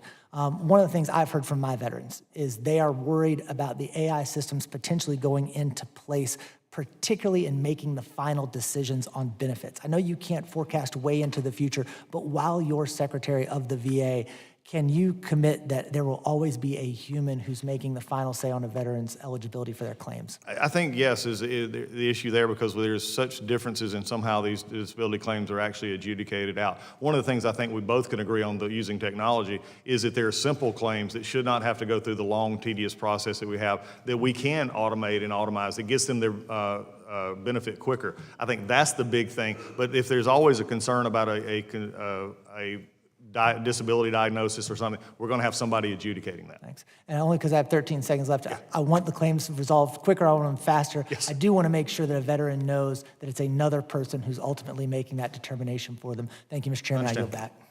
Thank you. Representative King-Hines, you're next. Recognized for 7 minutes. Thank you, Mr. Chair, and thank you, Secretary Collins, for your time today. I have the privilege and great pride, actually, of representing the CNMI, Commonwealth of the Northern Mariana Islands. We have hundreds of veterans who lack essential VA healthcare and VA resources because we are a remote community. And with your help and the help of my colleagues in this committee, I hope we can start affecting serious change and improvement for many of our veterans, one of whom is here today, who flew 8,000 miles for some other business. He's back in the back row, Mr. Brad Rosala, who is the local VFW representative for Saipan. So, with the help of the chairman and his amazing team, I've been pushing to fill the only VA administrative role in the entire CNMI, a position that has been vacant for over 18 months. The administrative specialist position is a critical resource for our community of underserved veterans. It's the only person in the CNMI actually that's responsible for assisting our vets by answering questions, providing information, giving guidance. And, given your earlier statement about, our veterans don't need to hire somebody or, get somebody to be advocating for them, right? That position has been very critical, a critical lifeline to getting our vets to be able to get the help they need. Is there any way you can provide us an update with that? I appreciate that, and I thank you for your work. I mean, you're in an area that is, again, remote, as you said, it's very difficult, but in working with you and our folks have been talking about this, we recognize the vacancy in that position and have worked with that to make sure it was not affected in any of their hiring freeze or anything else. And I'm here also as your one who has traveled 8,000 miles, that your new administrative specialist will be on the job June 16th of this year. Oh my gosh, that is amazing news. Very much welcome. God forbid that you wake up a little late, right? Because a lot of times to be able to get for our vets to be able to get the service, they have to call Guam, and then Guam has to go through Honolulu. So if you miss that time period, you just don't get the service at all for that day. So thank you, much appreciated. Well, I want to thank you and the chairman and the ranking member and all on this who've actually helped through this and get this done, and I appreciate that work. And again, sometimes it just takes, we got to push, and there's in just an area that's very difficult to find work in, but hopefully you'll be able to have a good success starting in June of this year. Thank you very much. So just one other thing. In December of 2023, the VA announced the establishment of a vet center outstation in the CNMI, a smaller satellite office aimed at improving access to counseling services for veterans and service members. This was incredibly welcome, as there's currently a significant lack of services available to the veterans in the CNMI. However, a year and a half later, the outstation has yet to be established. The most recent update we have is that the outstation is in the leasing phase with no set date for its opening. Can you please provide an update on the status of the VA's effort to open the vet center outstation in the CNMI? Specifically, at what stage is the process and when can we expect it to be operational? And I know you've mentioned some challenges with procurement and leasing processes, so any update would be very welcome at this point. Congresswoman, I wish I could go two for two here, but I can't on this one, but I can give you at least a little bit. So 500 is at least better than none. Yeah. It is still in that lease process, and as I said earlier, this is a part that I really wish we could have some change on. We've got to get this better, but it is still in that leasing process. But I want to go ahead and say, what are we doing to look ahead? And that is that the Readjustment Counseling Service is currently recruiting for counseling positions and expects selection and onboarding in the next several months. And is dependent on available qualified. So we're actually already looking for folks to fill that position, and we'll continue to look for a place to put them and to get your help that you need. All right, thank you. I yield the remainder of my time, Mr. Chairman. Thank you very much for your time. Representative Ramirez. Thank you, Chairman and Ranking Member. Secretary Collins, it's good to meet you. As Ranking Member of the Oversight and Investigations Subcommittee, I've made a commitment to honor the service of veterans in this country with action, and that includes 20,727 veterans that live in my district. So when I talk about veterans, I talk about all veterans, and that includes women, that includes people of color, that includes first generation, low income, LGBTQ veterans, and also deported veterans. I know we don't talk about it enough here, but there are veterans who have fought for this nation and have now been deported. And because every veteran is entitled to the full benefits they earned and were promised, I want to make sure that we have a conversation today about where we are on diversity, equity, and inclusion. When you, Secretary Collins, and my Republican colleagues celebrate turning your backs on a commitment to diversity, equity, and inclusion at the VA, it feels like you're turning your back on veterans. And I'll tell you why I say that. I don't believe that any administration and any secretary has the authority to decide which veteran is worthy of the services and care that they're entitled to and which is not. So, Secretary, given the VA's mission to serve every single veteran, is meeting veterans where they are a priority for you, yes or no? Thank you. And if that's the case, why has the VA paused all outreach efforts? So let me explain to you. we have been attempting to work with the VA to do outreach services with the veterans and meet veterans. Sometimes veterans can't make it to a VA center. Sometimes they can't make it to a VSO. And so there's outreach, there's fairs. We have been told that outreach services have been put on pause. And so my question has been, how has halting outreach improved access for veterans? That's not true. We've been at events, and I can give your office plenty of events, and I was just in Detroit where we're doing outreach events in bus stations, we're doing outreach events at sporting events, we're doing outreach events all over. I'm really glad you said that, because now I'm more concerned, and I'm going to tell you why. Because on March 6th, I sent a letter asking about paused outreach programs on behalf of veterans in my district who were confused and frustrated. We invited the VA to participate in some of the fairs and events that we do in outreach, and they told us that services had been paused. Did you receive the letter that we sent on March 6th? I'm sure we did.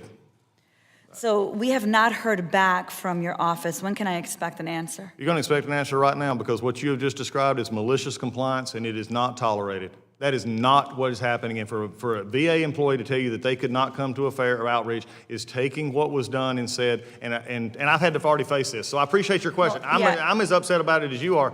That is malicious compliance, because what they wanted to be able to do was to say, we couldn't do outreach, although they can do outreach. Well, Secretary, let me just tell you then for the record here in the letter that you have from March 6th, on Wednesday, March 5th, 2025, we received correspondence from Chicago community leaders of the Jesse Brown VA Medical Center. Notice that they were temporarily pausing any comprehensive outreach programs effective March 7th. So I'm going to make sure that we enter this into the record. Without Secretary, after you and I can have a conversation more about it, because obviously there are concerns there that I know you want to address. So could I get a copy of that letter as well? Yeah, actually, we have a letter for the copy of the letter here. We'll make sure to get it to you. Look, this is something that frustrates me, and even if I had to pause and wait for this, I don't want you to feel like you're losing time, Mr. Chairman, because this one is upsetting to me, because I'm having to deal with this a lot. Well, this is exactly why we bring this here. That's why members of Congress talking to I'm so happy you did. Thank you so much for bringing it, because that's exactly, malicious compliance right now is hurting our veterans, and if our VA employees are doing that, it's wrong. Well, and thank you for saying that, Secretary, because outreach, making sure we're meeting veterans where they are, is so incredibly important, and making sure that they access the resources they need. So you and I agree, necessity to ensure that outreach is being done in every part of the country is critical. And I'll say to you, I find it even more critical because sometimes I know that there are veterans that can't make it to certain places. Black and brown veterans are placed in housing at lower rates. We know that by facts. We know that women veterans face greater barriers to care. And we know that trans veterans are living authentically, still face discrimination inside the very system meant to serve and honor them. So, Secretary, just this morning, I heard from diverse veterans who said going after diversity, equity, and inclusion programs feels like an excuse not to serve all veterans. And you said earlier you're committed to our veterans. But I didn't hear you clarify when my colleague asked you about the Office of Equity, how these disparities are going to be confronted and how you're going to make sure that disparities are addressed. So can you talk a little bit more about it? Yes, I'd be happy to. It doesn't need an Office of Equity and Inclusion to actually make sure that veterans are treated properly. That's something that we've developed. And I understand something. There's offices for you, me, anybody, no matter where their service is. If they've earned the service, if they've earned the benefit, they're going to come. So, Secretary, where would they go if they have experienced discrimination? Who should they be calling? The same place you would. In the same Office of Whistleblower Protection. They can call their congressman. They can call, there's several outlets for them to do that. But I will tell you right now, no matter what background they are, male, female, gender, it doesn't matter. If they've earned a benefit and they have something at the VA that they feel like they're not getting, then you personally call me and I'll walk into the clinic. I'm glad you say that, Secretary. So I have a follow-up question to that. Trans veterans are veterans. They wore the uniform, they serve this country, and gender-affirming care is health care. It's suicide prevention, it's dignity. Last time I raised this with your team, the responses were unsatisfactory. Mr. Secretary, gender-affirming care is shown to reduce suicide risk and ends veteran suicide. Ending veteran suicide is a VA priority. So will you defend and expand access to gender-affirming care, yes or no? We're going to continue those that are in the VA system to receive the care that they were currently, but we're not adding sex change in the VA. That's just not what we're going to do. So they'll get every benefit they've earned. Thank you, Secretary. I just have 47 seconds left. That's fine. I'm disappointed in hearing that, but I'm not surprised. This administration and my colleagues keep supporting a divisive agenda for the VA that harms our veterans. American veterans are diverse, and we don't get to decide who's worthy of our promise to honor their service with action.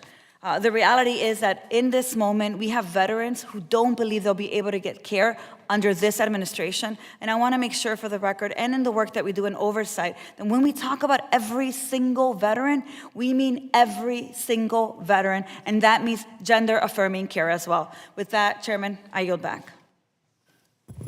Representative Barrett, you're recognized for 7 minutes.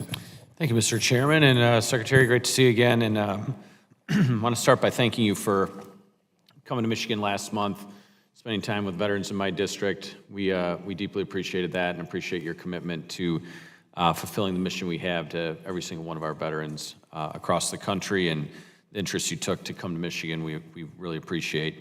And appreciate your willingness to step up and serve in this role. I know that it's not always easy to step into the management role of such a large organization with a lot of political pressure and a lot of spotlight on you, so thank you for being willing to do that. I wanted to ask you specifically about the electronic health record modernization and the increased funding in the budget proposal before us, and wanted to ask how this enhancement in funding is going to be used to ensure that we have a success in the electronic health record rollout, knowing that we've had challenges with the program in the past. Thank you, Congressman. I do appreciate the commitment, especially in your area, because of, April next year, the 4 sites will be going live in Michigan. I think it's just a restart is what we have to sort of look at here. This was a system that had been broken in the sense that nobody was working with it. They were not, they just sort of went to their corner and just held the ball, and money was being wasted all the time. So what we did is restarted the system from minute one. One of the biggest issues that I'd heard that was a concern, not only from a perspective of patient safety, patient quality, dealing with these health records, it did put, my understanding, at least looking back on some of the stuff in Washington State and Oregon, is that it was not working properly and it was actually giving some bad results. That's just an issue there. Most of that came from the situation in which we didn't standardize what we were doing. They just sort of were allowed to do whatever they wanted to do. One of the ways going forward is we're holding accountable on a very short timeline on our end to make sure that all of our employees are trained, everybody's going to be up to speed, and we're speeding up that integration process. We're also holding Oracle accountable for realistic time limits, and also getting the equipment in, and also adding things such as AI and others on top of that to help our doctors in their treatments, and the nurses as well, practitioners going forward, which is something they see in the private sector right now if they just walked across the street and went into a private care facility. So we believe that we're putting in the safeguards to make sure that going forward this is going to be something that can actually work, but also giving it the tools to expand in a quicker fashion. Thank you. I appreciate that. I chair the Technology Modernization Subcommittee here, and one of the issues we've taken up is the external provider scheduling program. One thing that was clear throughout that hearing we had recently is that provider participation is really critical in making sure that EPS works for veterans and reducing that community care appointment wait time and the seamless integration there. I personally had an experience with the community care scheduling that was fraught with challenges and problems. Can you tell us what steps the VA is taking to encourage community care providers to participate in EPS and educate them about the program and not delay the implementation or discourage its use? Yeah, and this is something I think that anybody sitting in my position right now would have this problem, and I don't care which administration it could be going forward, because frankly, the third-party administrating of this has been a problem and struggle, and I'm not saying completely their fault. I think there's a VA component to this as well on things that we've done to exacerbate the problem going forward. One of the things, and I don't think I've mentioned it, this is my second hearing, but if I've not mentioned it already, I want to at least emphasize this again, is that when about the second week that I was on the job, it was brought to my attention that we could not put out the contract RFI for the third-party administrators this year as we were supposed to, because the work was supposed to have been, and please don't hear me as trying to say blame, but this is just an honest assessment.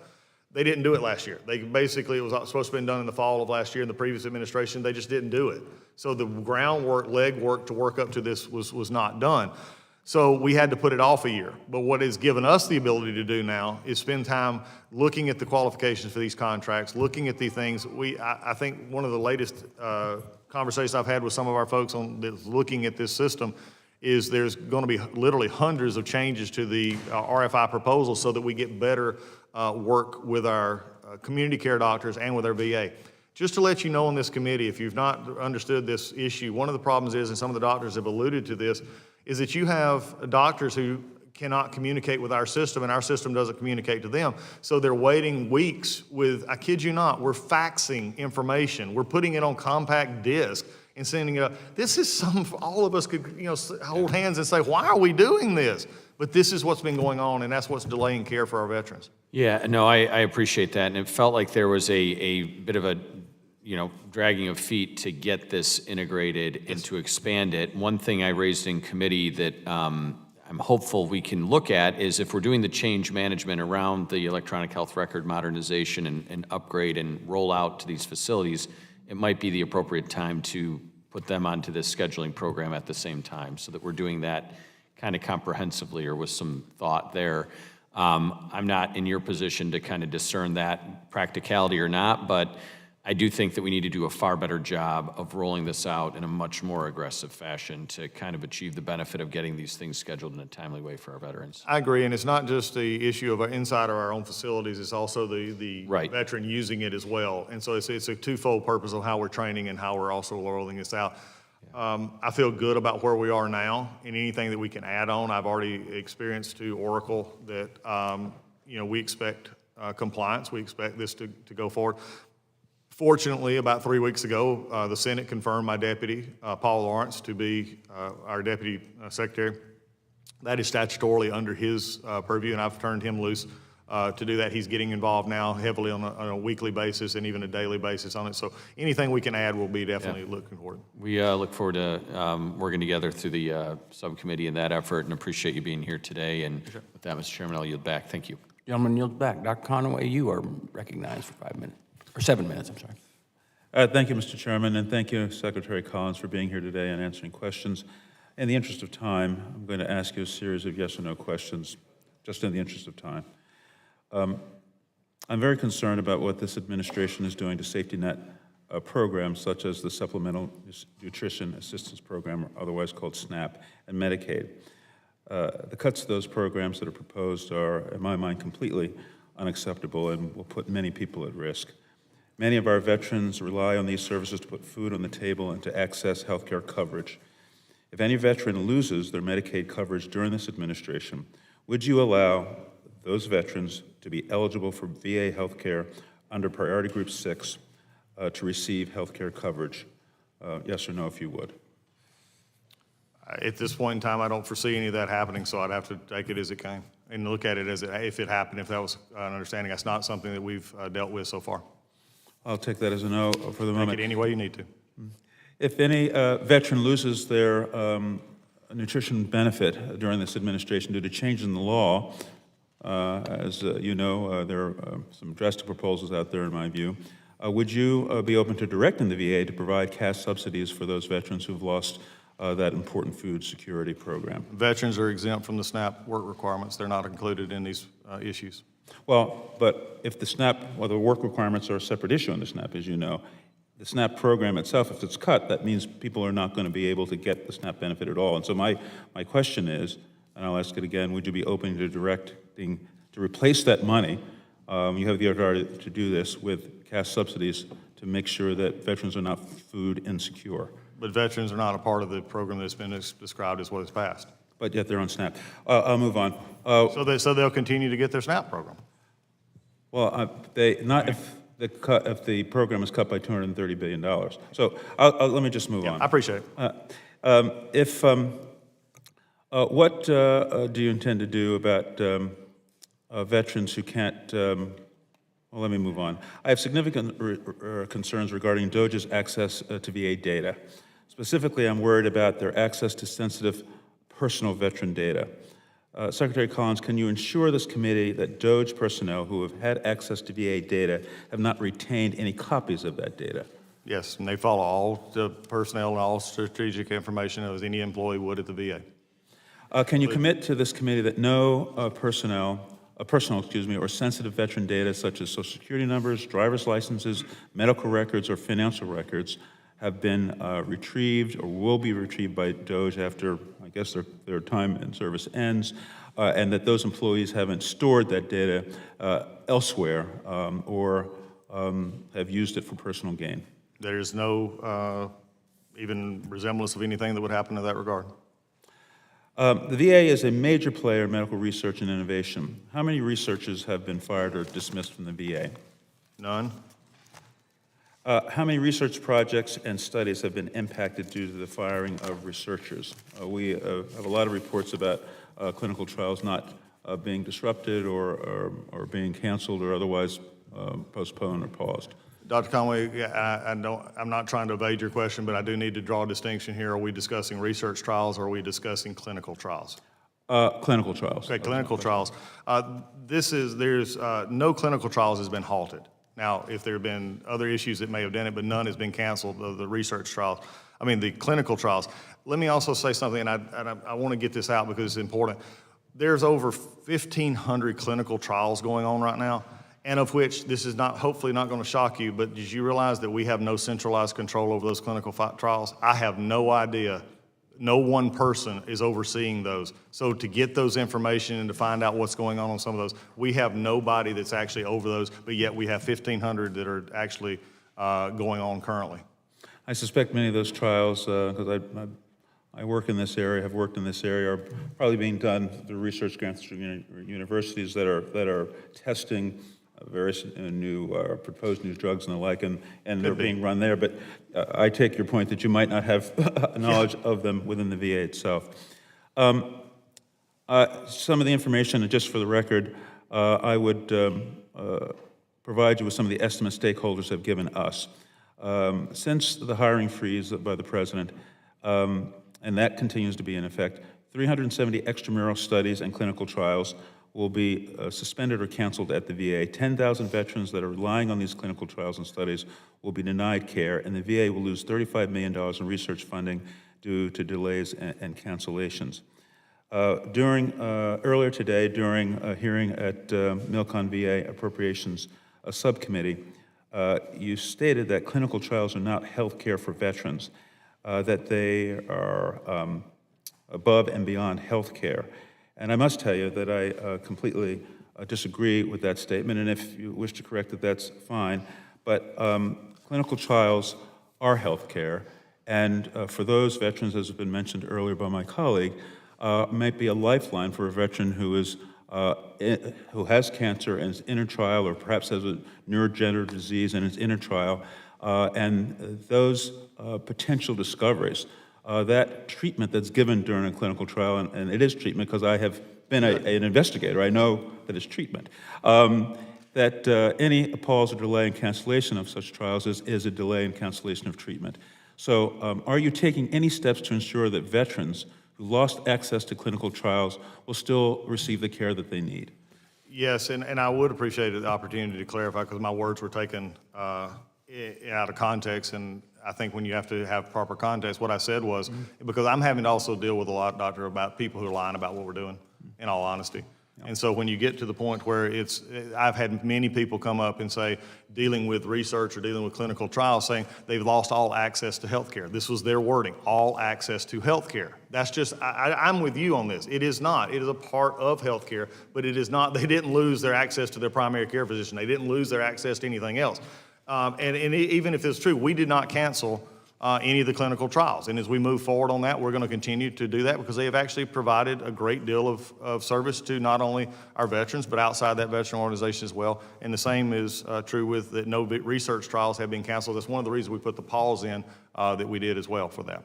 Thank you, Mr. Secretary, and thank you, Mr. Chairman.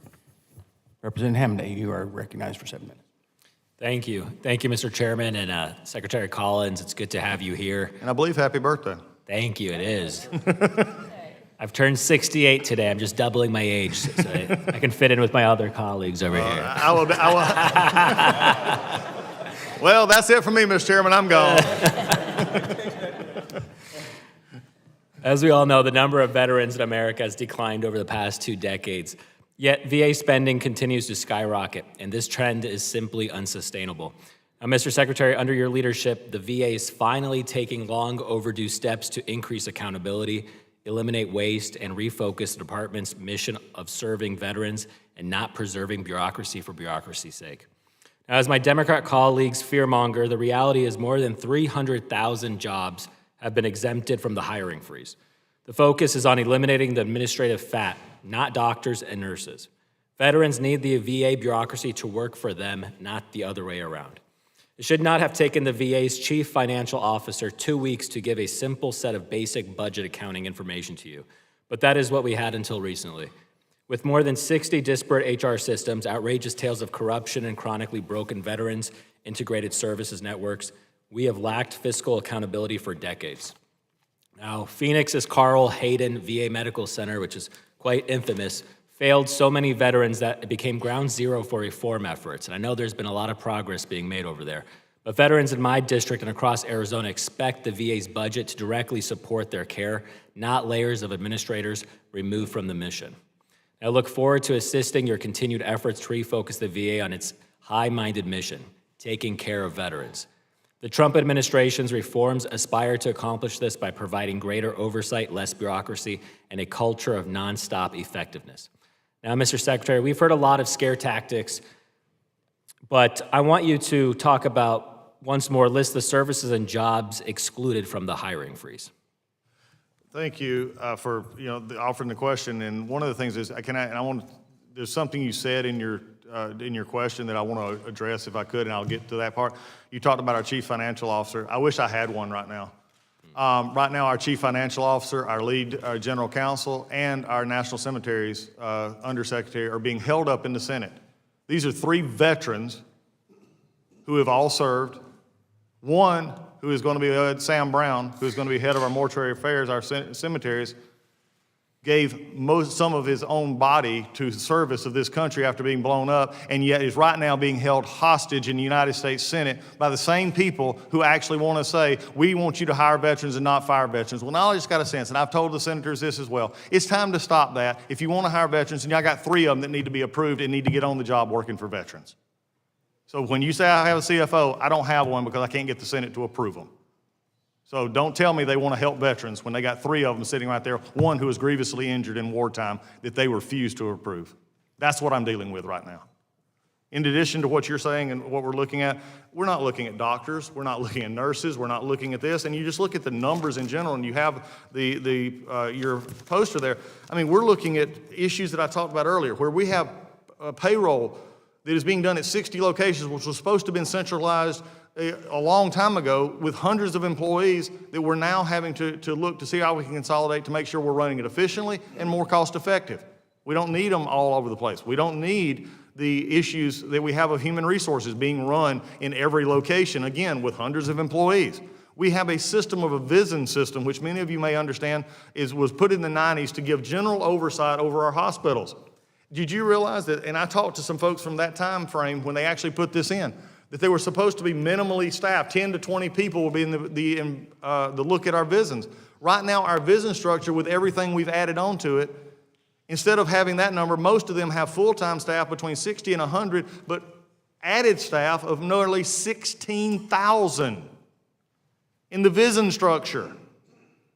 These are not also, some of them, by the way, some of them say, well, they're impacting healthcare because you have some doctors. I have one of my VISN directors actually tell me, they said, yes, we have some of ours who are, quote, dual-hatted. They do 4 hours a week in a clinic. That's not helping us with our veteran backlog. That's not helping with our wait times. It's still being done from a level that is far up. We have 200 plus call centers in the VA. You want to talk about that one for a second?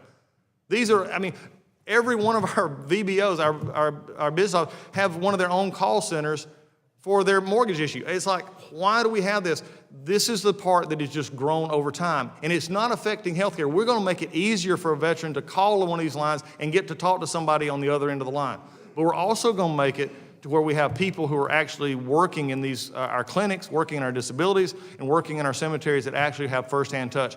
The last thing that I have to say is you can say what you want about where we're at and how we got here.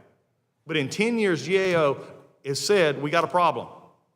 We've increased money, we've increased spending. And by the way, before we get into it, someone will say, well, the PACT Act was why we had the money. Okay, you're right, but if you look at the numbers, we're basically giving some of the same money to the same people that were already there.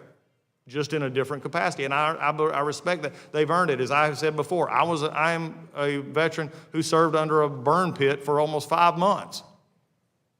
So I think these are the areas that we've got to look at. But for anybody out there giving, and again, I go back to the assessment where you're cutting 15% of doctors, 15% of nurses is frankly just not helpful to do what we need to do, because that's not what we're looking at. Frontline workers should be the happiest at the VA right now, because we're going to be freeing them up to do their job and not get bogged down with paperwork.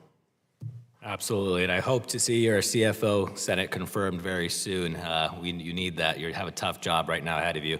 And I just want to thank you for your service to our nation's veterans, and I appreciate your laser-focused outcomes over optics. Now, please know that you have my full support in refocusing the VA on its founding principle, delivering the best care for those who bore in the battle. And with that, Chairman, I yield back. Thank you. Representative Bazinski, you are recognized for 7 minutes. Thank you, Chairman Bost, and thank you, Ranking Member Takano, and thank you, Mr. Secretary, for being here today. I appreciate your time. I do want to take a minute to just address the claims that you've made about the VA's performance has gotten worse from the previous administration. By many measures, and I want to highlight the great work of the VEO, the Veterans Experience Office within the VA, that has been measuring specifically veteran trust scores. They've come up with a veteran trust score, which is at an all-time high at 80.4% in 2024. Which was an increase of 25% since 2016 when we first started recording this metric.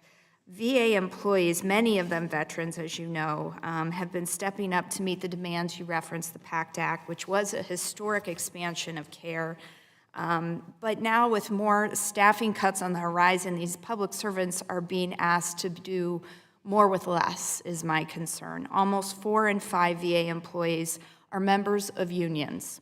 And collective bargaining rights give them a process to address their concerns in the workplace and ensure sound working conditions. I believe this helps both the employee and the veteran being served.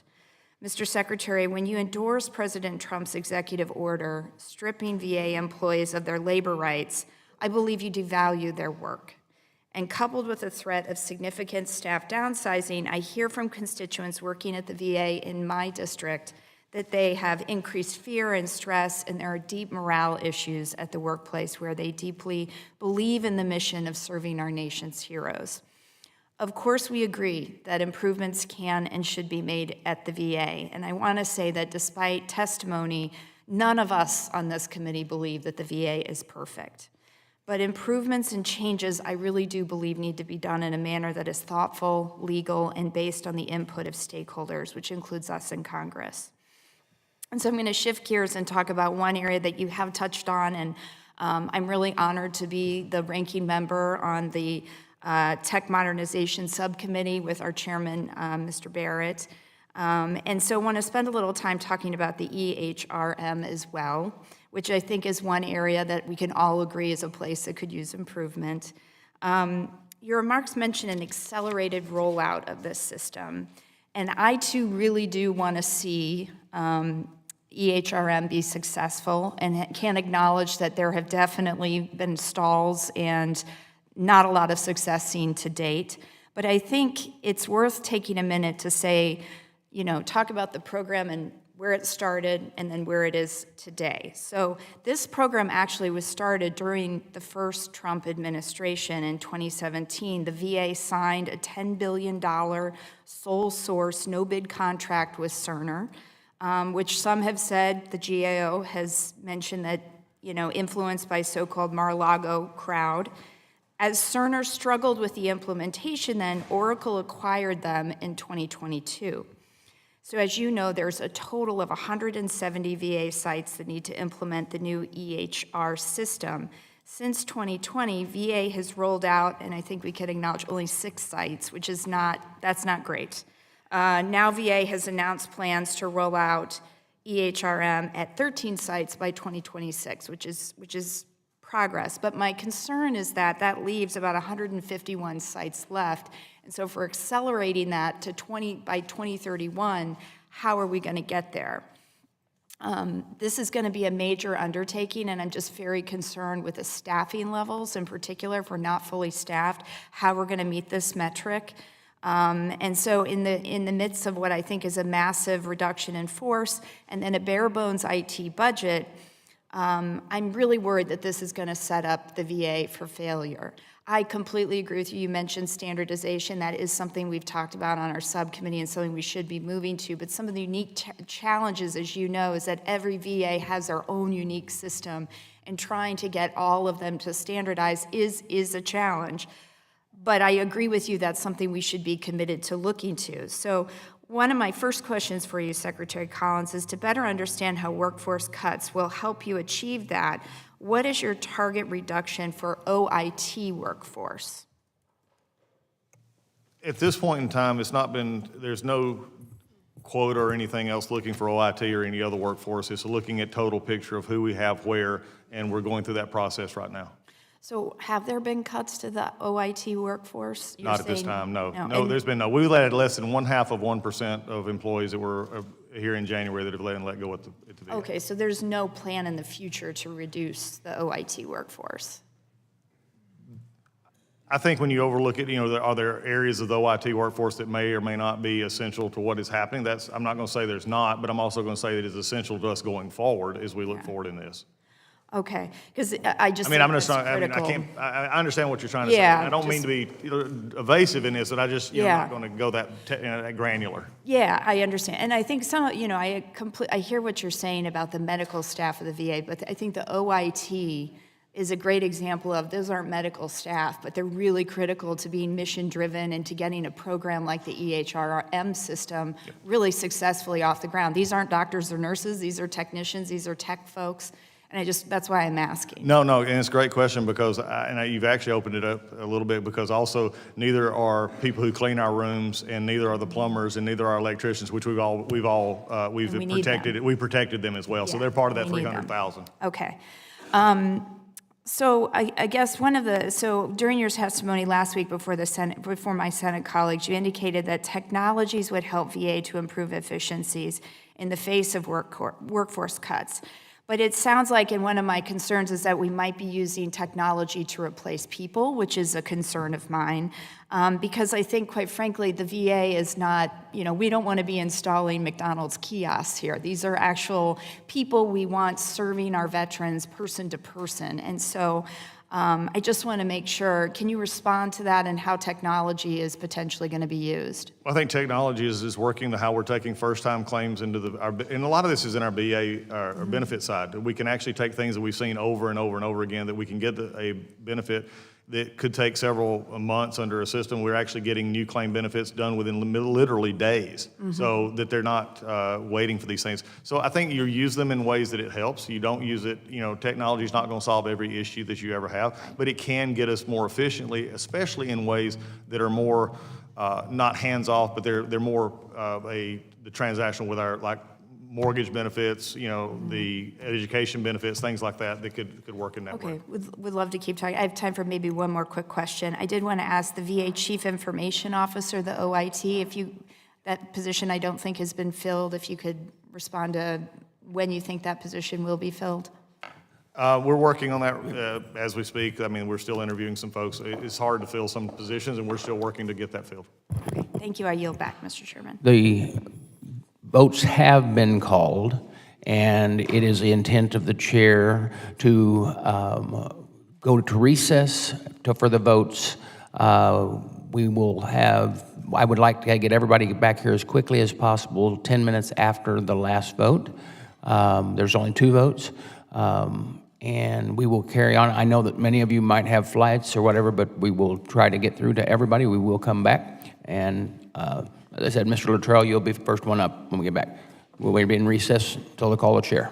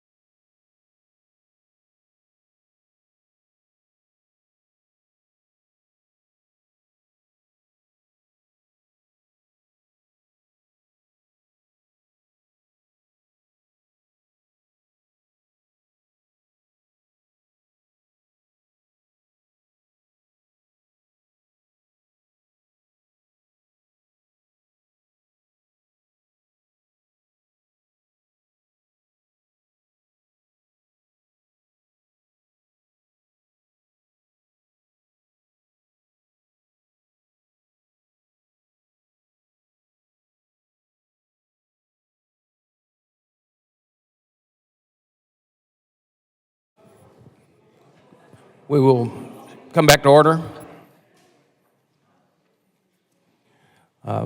We'll continuing with the 7-minute questions. Mr. Luttrell, you're up.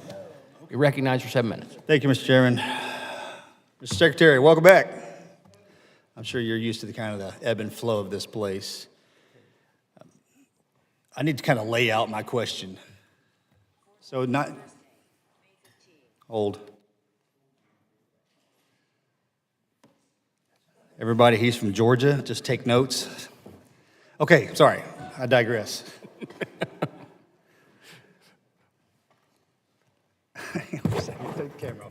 All right, we good? All right. So we have 9 million veterans. We have roughly about 1.3, 1.5 plus or minus service members currently. And of course, recruiting's up, recruiting's down, but the transition will inevitably happen from active duty to our veteran space. Now, one of the challenges that I often hear about, see about, as a veteran myself and have gone through, when the veteran enters into the VA space, then the process starts. Now, as easy as that can be for some veterans, or as painstaking a process as that can be for veterans, I'll always say it seems to be problematic. Once the veteran initiates the claim, if you will, then it goes into the VSOs, goes into the rating system, goes up to the national work queue, it disappears into the metaverse, and sometimes it gets lost, sometimes it gets found. I won't get into the national work queue with you today. Then we run into systematic problems along the way, not for every veteran, but for veterans nonetheless. I truly and honestly believe if there was a transitional period between leaving active duty service, where the service member's record is buttoned up, top to bottom, inside and out, take the veteran more or less out of the equation, almost all the way out of the equation, and the record, however that may transition from this active service to veteran service, and then it starts the process on its own. Now, I know we can do that. My question is, will you, not have you, it's too early, but will you consider, or will you please engage with SecDef? Start these conversations. I've had this conversation with him. I don't know if you have or not, but everyone understands the problem. Everyone understands that the transition between the two should be seamless. And for decades and decades and decades, we hear about this. This would be the greatest opportunity that we could have to catch people on the wrong trajectory that may be suicidal ideologies, may have a health care problem, something that we missed. Because when you're in this service and you're on the train, you're front sight focused, laser focused on the problem set that exists in front of you. And that bullet train's traveling down the track 1,000 miles an hour. And it does not stop for us to get off, we jump. And everything that we jump with goes in 1,000 different directions, and then it's our responsibility to try to find it somewhere in every place that we were stationed, to put it together to give to the VA, and then the VA's has that. It's their responsibility to help the veterans with that, and we know how painstaking a process that can be. So my question is, will you, sir, please engage with the DOD and start baseline assessment from the time that we come in, through the time that we transition out, into the time into the veteran space, so our veterans are better taken care of? You know, in looking at an oversight and what we're talking about right here, it's probably one of the most pertinent questions I think we've had, and I appreciate all the questions we have today, but you've hit at something that's very important to me, because it is the trigger mechanism for many of the bad outcomes that we see, either not getting care, having a bad experience with care, then leaving the care, or not getting the benefits that they have. Just recently, I was at MacDill Air Force Base, and we had their medical side there, the Air Force medical side, and we had our Veteran Benefits Office personnel there, some of their senior leadership. And I asked the question, just because we were talking about how this was transitioning out, and they said, I asked our benefits coordinator, I said, how many of you get people coming in who have no experience or no knowledge of what their benefits are? And almost to a person, they said, most everybody. So I've already started that conversation with SecDef. In fact, we started it before either one of us were confirmed. And because here is the bigger issue that we got to deal with TAPS, and this is our Transition Assistance Program. It is, and I say this in a generic form, so any reporter here, please listen to what I'm saying. TAPS is owned by DOD, in which they don't really have a good plan because of the way it's positioned, as you well know, to give 12 months, 18 months, however you transition out, and it goes through this contract, not deploying them, but this is just their issue. So DOD owns TAPS, and I'm blamed for it. And I think this is the part that we've got to look at as we go forward. There's got to be a more seamless transition for that, and we've already started. I think you're going to see something pretty soon about that. I just wanted to let you know that Secretary of Defense and I have talked about it. The last part on that is that question that I think, no matter what we do, one of my priorities is going to be is those that have issues coming out, having warm handoffs basically straight into VHA, especially those who are having issues with mental health issues, TBI, PTS, and those kind of things. Because DOD has absolute authority to gather all that information and share that with the VA. And just the complexities of the global threat currently that's developing. Mm-hmm. Our generation is coming into the VA. Our older generation, we're losing them. But if, worst case scenario, if we have to go all in again, it's just, the wave is just gonna, and I need the VA to be ready. Yeah, exactly. That's also one of the emphasis of the president as well, is that fourth mission of the VA, which is our disaster and natural response, and also we're the actual backstop. There's not a, without going into classified information, which we would never do here, the VA is always a part of any national contingency that would come up in any type of scenario that we have. So we've got to be ready for that and make sure our workforce is developed. But I want to, real quick, and if I could, one of the issues that bothers me most about our transition part right now is statistics show us that a shorter time of service, a 3 to 6 year or 3 to 7 year time of service, is a drastically higher propensity for death by suicide from not just when they get out, not just 3 or 4 years later, but upwards of 40 years later. They're seeing statistics that say that shorter time frame. So that's why transition is so important. Correct, because there's no difference with somebody that served 6 months to somebody who served 60 years, period. Thank you. I yield, sir. Mr. Kennedy, you're recognized for 11 minutes. Thank you. 7 minutes. Thank you, Mr. 7, Chairman. 11. I'll take whatever I can get here. 7. Secretary Collins, first of all, thank you for being here today. Thank you for your service to our country. I represent the Buffalo-Niagara region in New York, home of the Western New York VA system, including the Buffalo VA Medical Center and one of the nation's 2 GI Bill processing centers. During my time in office, I've had the privilege of meeting with many VA employees, often veterans themselves, who take immense pride in continuing their service to support their fellow veterans. Unfortunately, in these meetings, VA staff at every level have raised serious concerns, including plummeting morale and an increased stress due to the threat of sudden firings and what they feel is a climate of fear, PTSD and mental health strains stemming from constant job insecurity, the rollback of collective bargaining rights and attempts to strip employees of their voice, rigid and poorly thought out return to office mandates without adequate infrastructure or workspace to carry out mission critical duties, and worsening understaffing, which is leaving teams stretched even thinner than they were to begin with. And that list doesn't stop there. Those are just a few. The issues demand urgent attention from you and your team. Mr. Secretary, your testimony claims improvements to veterans' care, yet you're eliminating positions essential to handling the increased PACT Act cases.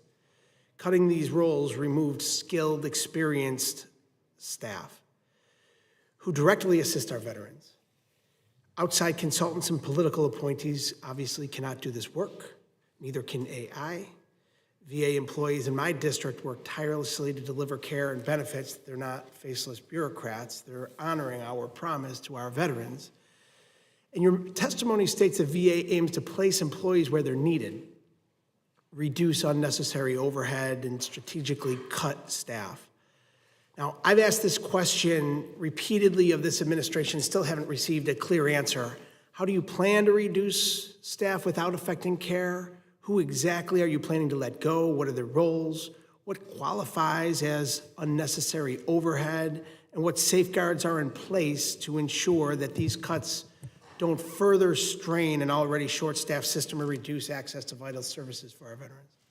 Congressman, I appreciate the thoughtfulness of the question and the overall expansiveness of it. Let me just answer in the best way possible, as I've said before, and I've made several comments already on concerning consolidation. We've seen areas of work, that being payroll and our HR systems, those kind of things.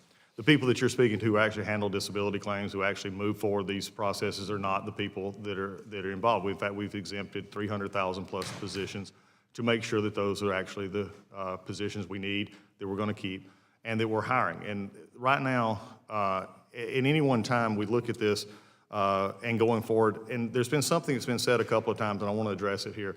There's no, especially going forward in our look at our reorganization process, there's no such thing as a sudden firing, because this is a process that is going through, and as we get to the level of where we are able to see, here's what our structure looks like, here's how we're trying to look at this, and here's how we're going to be maybe rolling this out. There's going to be the notice to the employees, there's going to be notice as we go forward in this. So it's not an issue of sudden firings. I would hope that that would get through to especially our employees who are on front lines, that again, they're not part of what we're looking at, especially in the duplicative services. In looking at this, and I do have one other question, if you don't mind for just a second. I appreciate the question, and I want to be able to answer it. The adequate office space. You got to move quick, I have more, please. No, I will. One last thing, adequate office space issue.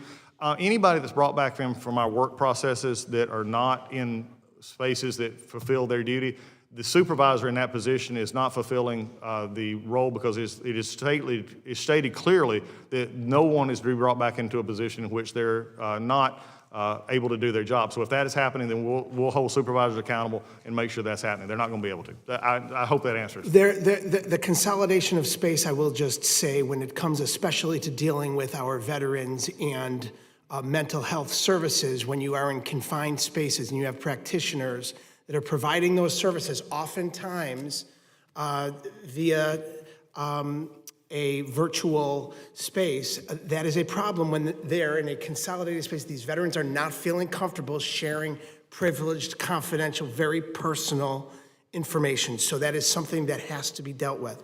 But I want to also go back, because, look, we've heard from so many different veterans that are concerned. I want to just clarify, you know, in the first week of this administration, there were cuts. There was 1,000 cuts at first, then another 1,400. Then there was your memo talking about going back to pre-pandemic 2019 levels. I know you've discussed this, was just a goal. 83,000 people would be cut.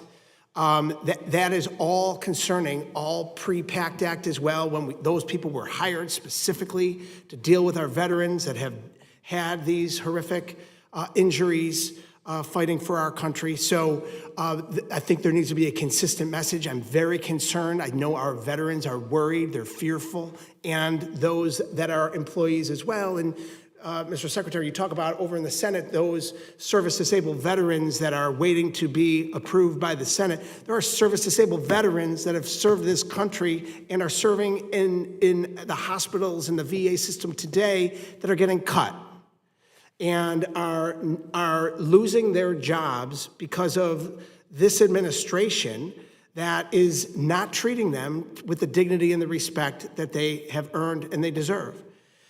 You visited multiple VA facilities, Mr. Secretary, and spoken with non-healthcare staff like VBA employees, electricians, maintenance workers. I know we discussed this earlier today.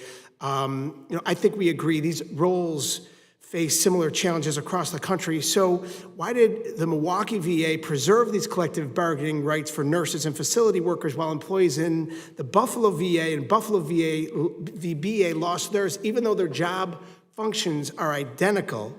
And I will just say that the clear difference to me is that there is union affiliation, and it seems like retaliation.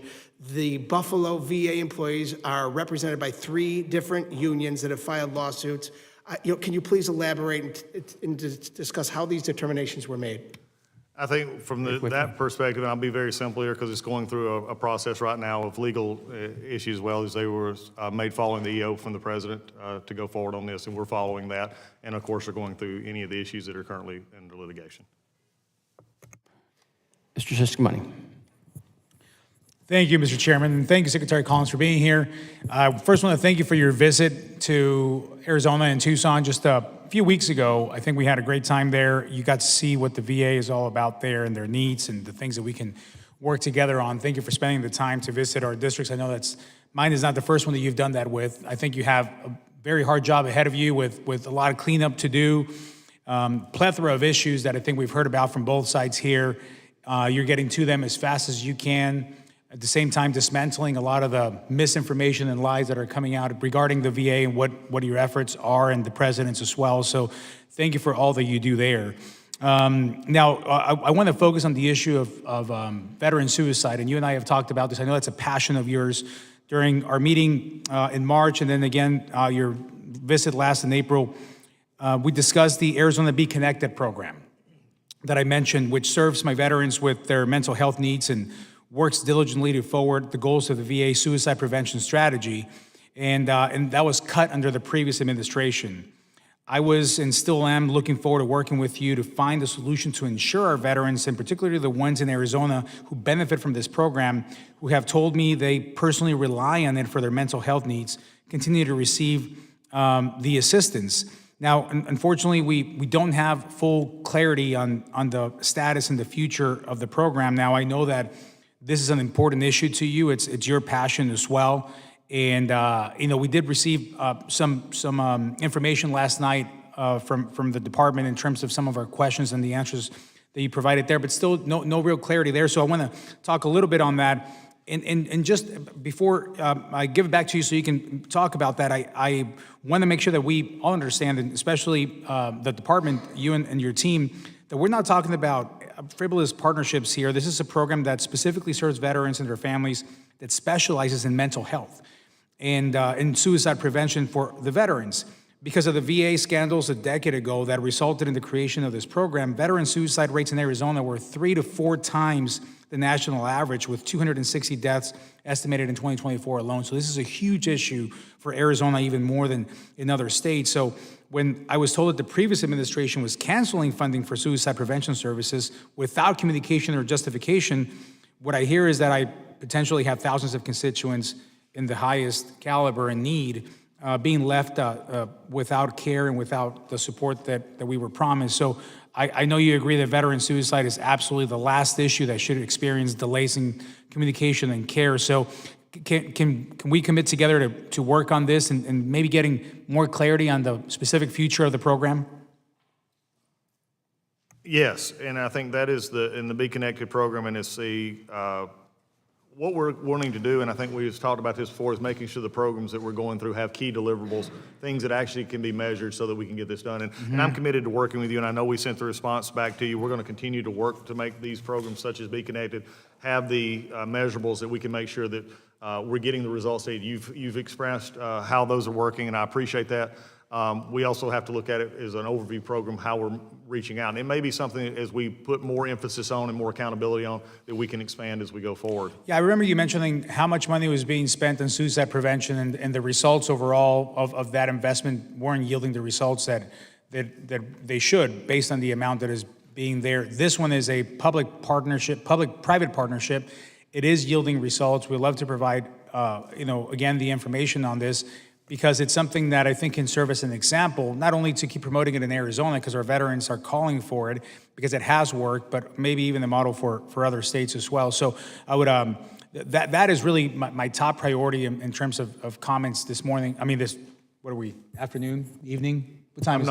I'm not sure. Yeah, evening almost already. Thank you for being here that long. But I'm really passionate about that. It's because, again, Arizona is getting hit at a higher rate with this, and I know this is your passion as well. So I hope we can get even more clarity on answers than even the letter we got last night. Let me just move on to a quick one as well. I was proud to see some of the recent changes that were made on the Officers of Survivors Assistance that I've been advocating for since last Congress, such as moving OSA within the Office of the Secretary to be direct advising body. Can you speak to the impacts your reforms for survivors will have? Yes, I think that is, and I appreciate your HR 1228 on the prioritizing. We just went ahead and basically moved it. Look forward to you moving the legislation through. We went ahead and moved that back to the Secretary's office. These are ways that we can make these things go quicker. They can be more compassionately handled, and others. I make the statement as someone who's been a pastor and also been a chaplain now for many years in the military. One of the biggest things is how we handle these issues of death and end of life and how we go from there. I've sort of described it this way: as you have a medical examiner's perspective and you have a funeral home director's perspective. And I don't mean I'm not making light of this, but it's really true. You have the more clinical aspect of a medical examiner says, your loved one is deceased. They're no longer here. And they just sort of leave it at that. A funeral home director takes that same situation and says, how can I help you and how can I get you through this time, which is so difficult for you and your family. What my goal here is bringing this in as sort of the white glove survivor outreach item, is to make sure that we're giving them the due concern that they have in a time of trouble, in a time of need, but also doing it in a way that conforms to the law and conforms to the benefits that they've earned. So bringing it back into the office, setting this structure up, actually gives them the ability to feel needed, feel wanted, and feel heard, even if the answers that they may get are not what they expected. So, but we're making it here where it's less, what I think is less clinical and more compassionate. Excellent. Love to hear that. Again, thank you for all that you're doing for our veterans. It's been a little over 100 days, and I think that we're seeing this move in a very sharp, great direction. Keep up the good work, and again, I look forward to working with you, specifically on the suicide prevention site on the Be Connected program in Arizona. We'll talk more about that. So thank you so much, Mr. Chairman. I yield back with 28 seconds left. Thank you. Dr. Morrison. Thank you, Mr. Chair. Mr. Secretary, welcome. I want to begin by thanking you both for your military service, for your service in this role as Secretary, and for being here to testify today. Before I begin, I just want to preface my questions by sharing with you that my husband is an Army combat veteran, and I care deeply about our nation's veterans, as I know you do. And while we belong to different political parties, I want you to know that I genuinely want you to succeed in this role, because that is what is in our veterans' best interest. Now, I know you had the opportunity to visit the Minneapolis VA earlier this week. I hope you enjoyed your time there. We are incredibly proud of our VA. Which, as you know, is a CMS-rated 5-star hospital, one of only 2 such hospitals in the greater Twin Cities metro area. I believe the Minneapolis VA can be a model for the whole system. But I have to be honest with you, Mr. Secretary, the conversations I've had with veterans in my district and caregivers at our VA have me concerned about its direction under this administration's leadership. I know there's been a lot of talk today about RIF efforts at VA, and I apologize if this feels redundant, but I just think it's so important. And I know you don't want to talk specifics, but consistent with your testimony, can you commit to us that any reduction in force at VA will not threaten veterans' care and benefits? Yes, that has been my goal all of the long. And can I also say this, Minneapolis is great and is a really an example. And and I don't mean to say this, but one of the reasons we have it is we have some longevity of leadership there. That is something that is, I'm looking across our hospitals and others, and we have up and down leadership. Leadership's so important there, and I appreciate what is happening. And leadership, after we had our conversation, was very frank. And they said before hearing we were concerned, and now hearing it straight from me and hearing what we're trying to do, I think it gave them a renewed sense of purpose. I'm really glad to hear that. So, and I know this has been asked, but I have to repeat it. Can you commit that no doctors or nurses will be fired as any part of the RIF? We're not going to fire we're not going to be riffing anybody that's actually taking care of employees, or not employees, but anybody that's taking care of our veterans in direct care. Okay. And patient support employees, sir, can you commit to us that no housekeepers or environmental health technicians? No, they're all part of in fact, they're already exempt. They're Pest part of the control and laundry workers? They're part of the 300 per thousand that we've already exempted. I am very relieved to hear that. My point really is that, I'm a physician, and after more than 20 years of practicing medicine, I can tell you that it is very much a team sport. The whole team plays a role in patient care. The physicians and nurses, of course, but the support staff is incredibly important as well. These people are mission critical to the delivery of care, and firing them would affect veteran care. These are people who help ensure their operating rooms are sterile, the patient's bed sheets are clean, the medicine and equipment are delivered in a timely fashion. And you've mentioned that you want clinicians returning to the bedside to provide care. Obviously, if we fire the support staff, then the clinicians are going to have to fill in those roles.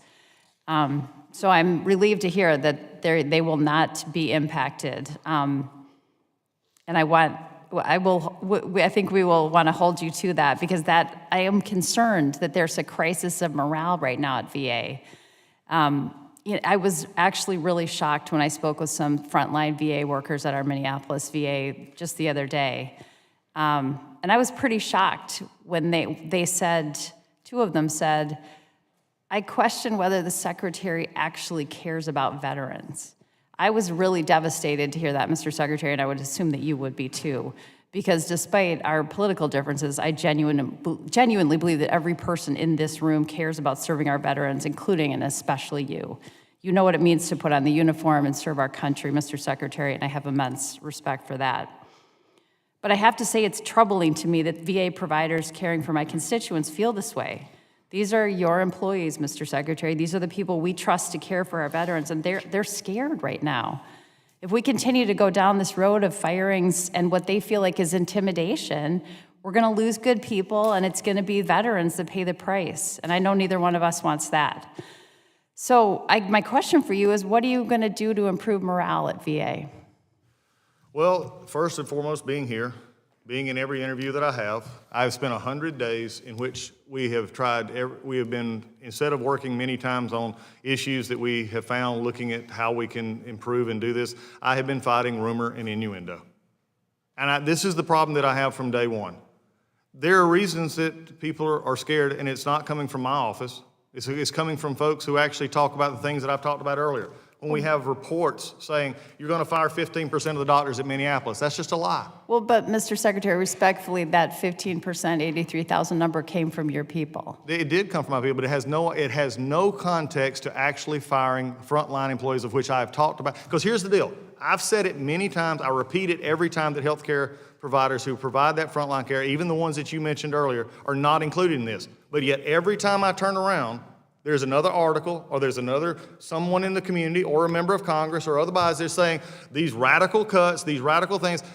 I'm having to sit here and fight about this the whole time when I've actually said it. So my question is, why is the voices of those who say this is going to hurt being processed and amplified when the very one from the Secretary of VA who is sitting right before you is saying this is the part in process that we're going through? Mr. Secretary, we would welcome you to this committee anytime. Please brief us, give us some transparency so that we can reassure VA employees.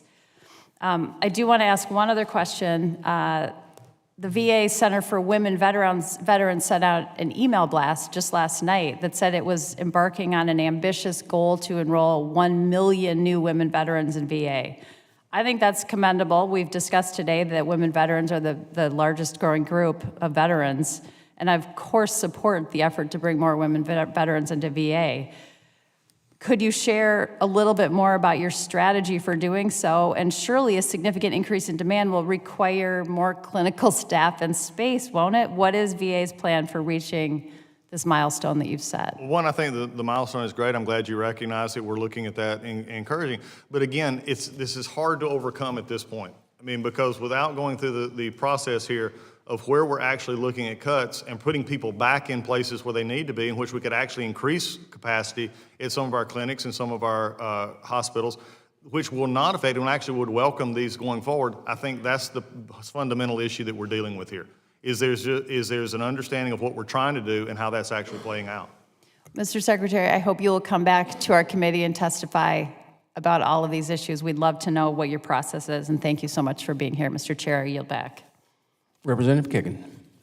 Mr. Secretary, it's great to see you. Thank you so much for being with us, and a special thank you for coming down to Hampton Roads, home to a lot of Navy veterans, a lot of military veterans, so I really appreciate your time, not just visiting my district, but so many. You've been doing such an amazing job, and you're starting to sound like a broken record, which I guess is good, but over and over again about how we are not cutting staff and how you're looking out for physicians and nurses and allied health partners, and I think that's important just to repeat that, and we'll try to repeat that as well on your behalf. I know that one of the VA's statutory missions is training for health professionals, and that includes nurses.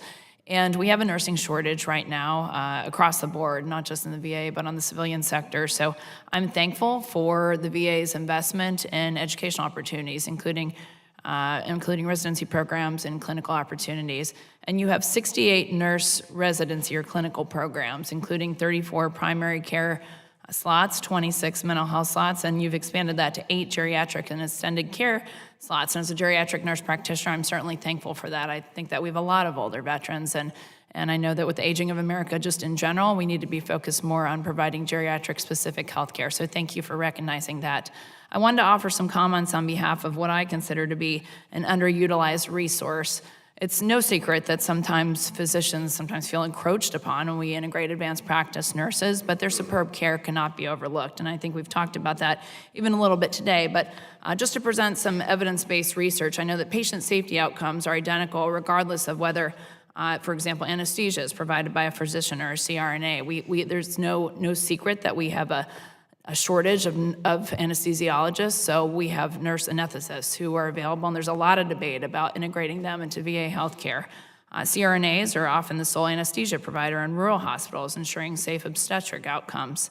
And then we've got 31 facilities in the last VA OIG report that cited a severe shortage of physician anesthesiologists, including my Hampton VA Medical Center. The Trump administration has consistently supported the removal of barriers for CRNAs and other advanced practice RNs. During the pandemic, the administration went even further, suspending Medicare supervision requirement for CRNAs to allow them to practice to their full training to provide critical care when the nation needed it the most. At the same time, the VHA put out a memo calling for facilities to remove restrictions on CRNAs. These recommendations are also supported by the National Academies of Sciences, Engineering, and Medicine. Calls to remove restrictions on CRNAs are well supported by data. So I'm just I would love some clarification on what your plans are as the new VA secretary to integrate advanced practice nurses especially. We have this lack of anesthesiologists. We have a group of people that can provide that care. So just would love to hear from you what your plans for integration are. Thank you, Congresswoman. I appreciate it, and I've enjoyed working with you and also working with opening facilities. I think it was really interesting that one of the issues that we had to deal with early on was in actually your district, in which there was a discussion about opening a facility, and was said because of hiring freezes and everything else, it wasn't opening as it should. And the reality was it was opening just as all the other CBOCs have opened, and that is with a gradual rollout. So I appreciate your work there. We're looking at our scope of practice issues on many fronts. This was a project that was begun a lot before me, a couple of secretaries ago. We're still continuing to look at that. As you've heard even today on this, there's a lot of disagreement, especially when it comes to certain areas. And so we're trying to find what is the best balance, not only for VA, but also for our employees as well. So we're still looking at that issue, and we'll be getting more input as we go forward. We'd love to work with you on that as one of two nurse practitioners here in Congress. We feel critical healthcare shortages and gaps where I think our care is valued, and I know that the VA is always on the forefront of wanting to provide the best patient care, so just please don't overlook advanced practice nurses and the role that we play. And then just to switch gears from healthcare a little bit, I know we've talked a lot about healthcare and VA medical centers, but there's a lot of other veteran benefits that you will oversee now, including GI Bill benefits and even healthcare, but VA home loans. What exactly veterans are entitled to. And I know as a veteran with a veteran family, it's been frustrating sometimes to actually access my benefits and to understand what that looks like. And you and I spoke at a roundtable briefly just about what that online component looks like. For example, MillConnect doesn't talk to the VA website, and I feel like there's some technology challenges there. It creates a lot of frustration on the part of veterans. And when I share with my veteran friends, how hard is it for you to access your GI Bill benefits or to transfer those to your children?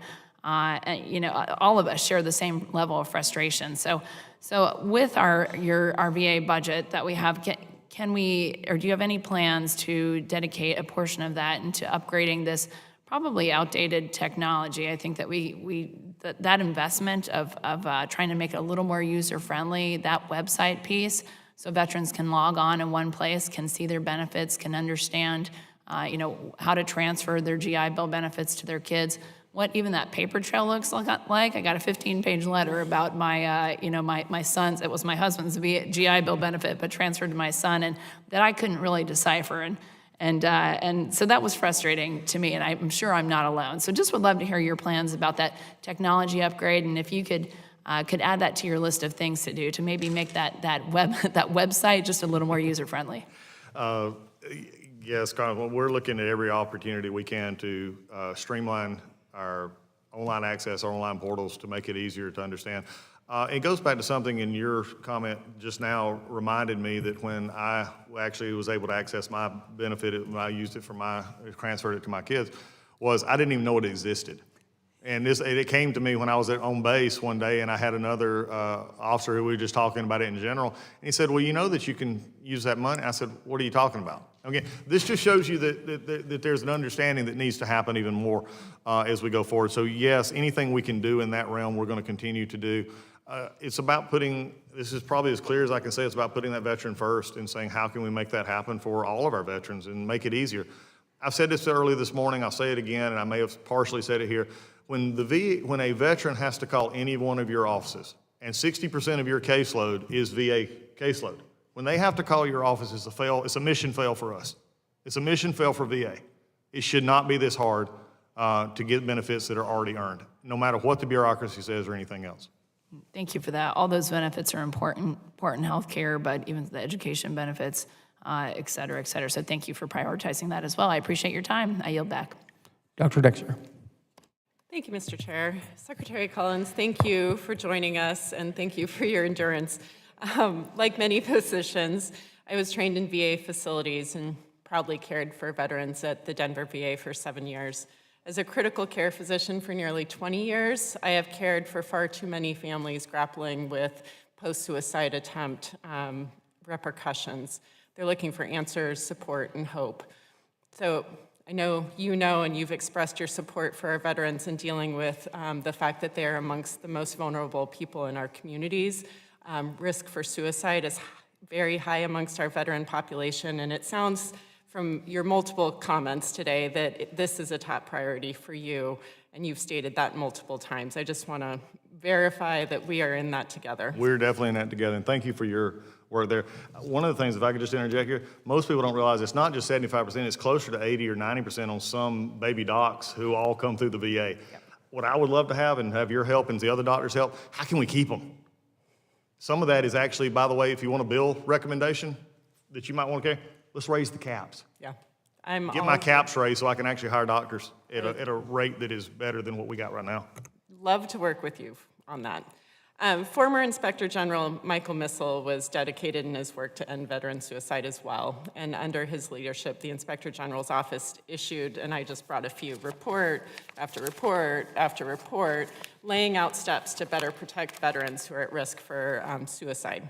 So if we're committed to expanding with every effort, every dollar to prevent veteran suicide, you'd think our administration would have wanted to keep him around. So instead, he was fired by President Trump along with at least 16 other inspectors general across the federal government just days after his taking office. Secretary Collins, why did President Trump fire Inspector General Missel? I have no idea. You'd have to ask him. Okay. And since Missel's firing, we've been without a permanent inspector general to hold your department accountable. It's, as you know from Oversight, it's an important role. And you, Secretary Collins, have taken actions that have inadvertently put veterans at risk with the firing of 24 direct support line, veteran crisis line support staff. I know it wasn't the direct answers of the calls.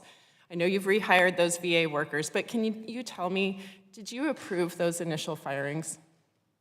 The probationary firings were approved in my office. I mean, that's where we went forward, is following the directions that we were given. Okay.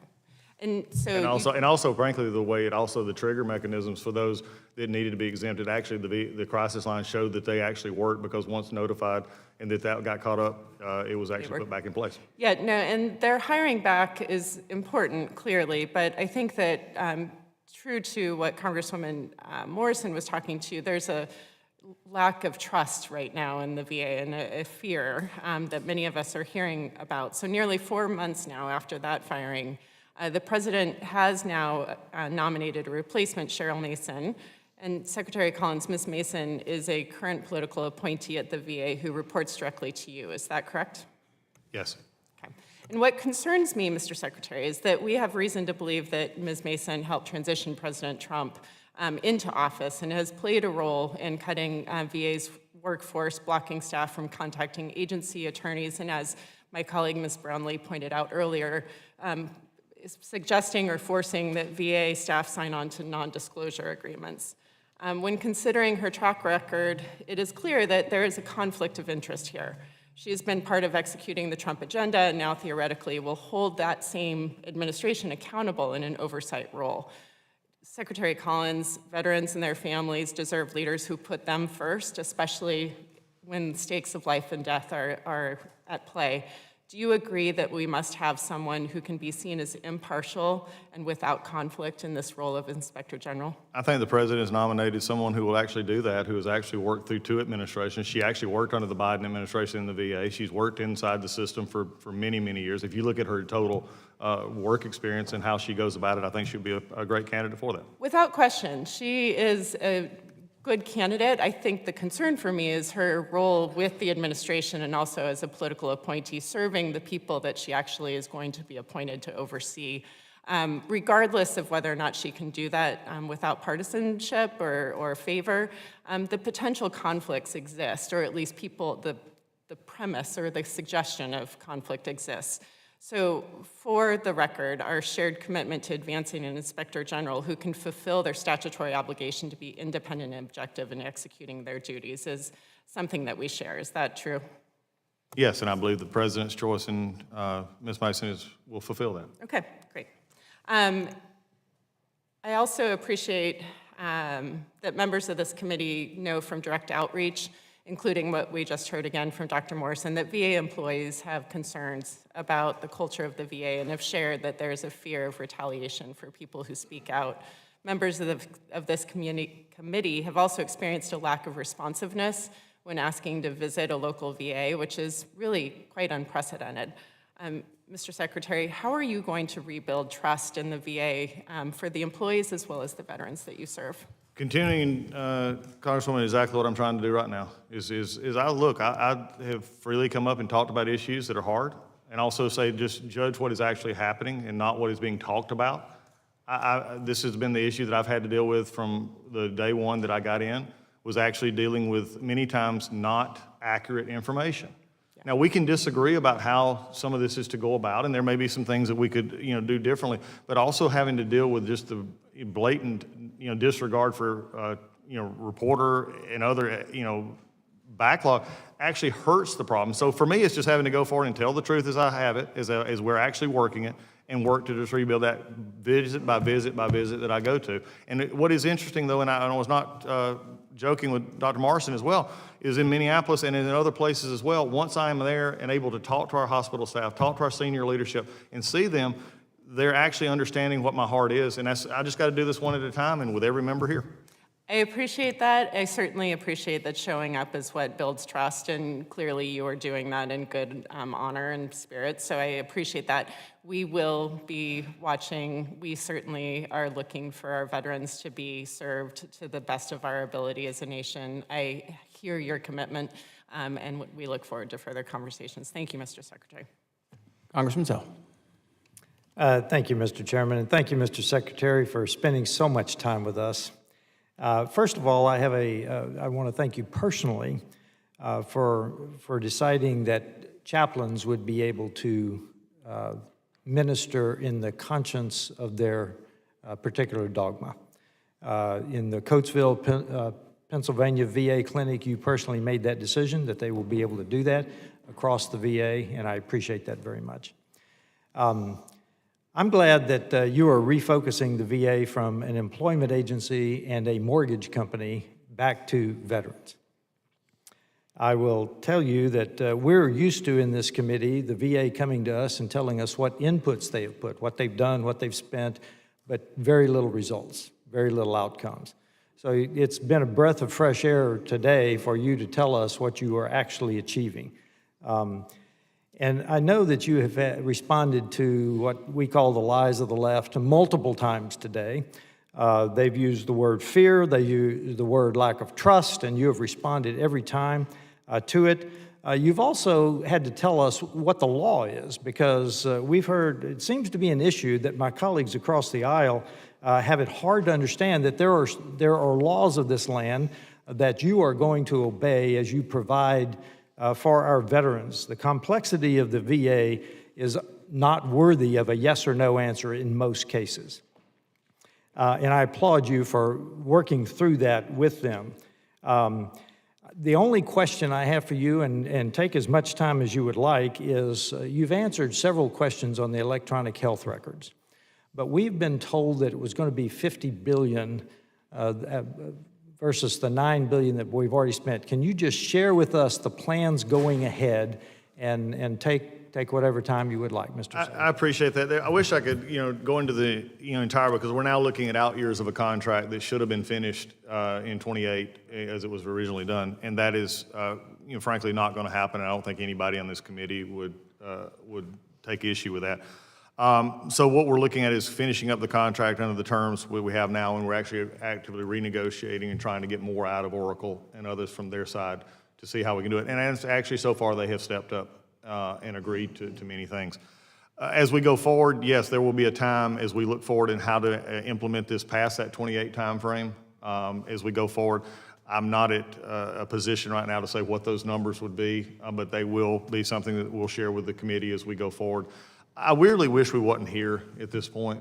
This is an issue that it could have been handled a lot differently. I can't comment, and I know some discussion that we had earlier, which I respected, on the history of this program.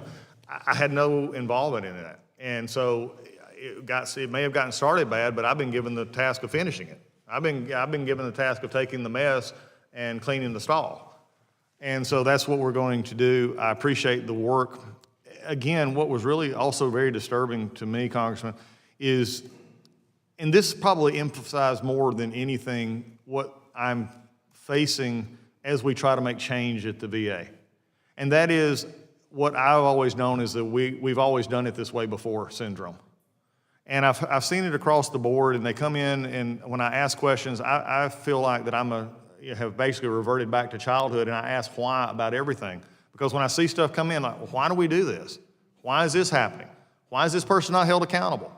And finally, I think our folks are getting to realize that I'm not just going to accept the answer that, this is what we need to do. We've had issues ranging from West LA. We've had issues ranging from, how we deal with our community care, how we actually, put in processes to make sure that our survivors are actually getting the care that they need. All this may not seem like the health records management system, but it is combined, because when I came into this, we had a VA who was basically, and I remember my first meeting on this, and I'm trying to be as transparent as I can be here. And then like I said, I just want you to know that when I first sat down with our people, it was basically, we can't move forward, we're not in a position, and we're not gonna make changes, and it's, everything's bad.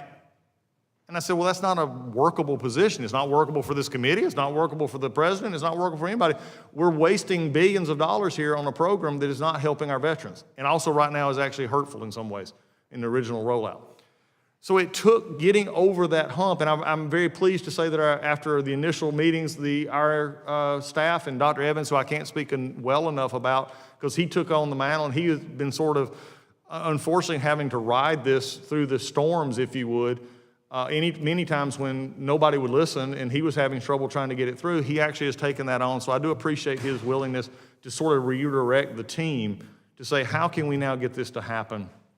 And so your question sort of overlaps everything we've tried to do at the VA, is to say, look, let's take a fresh look at what we're doing, and fresh look at how we're doing it and why we're doing it. And some things that may change. Other things may not change. Years ago, an older gentleman who was in the church that I used to pastor made a comment. He said, preacher, he said, I don't want you to change. He said, we're making some changes. He said, just always remember, he said, I'll support you and we'll work change. He said, but before you move a fence, know why it was put up.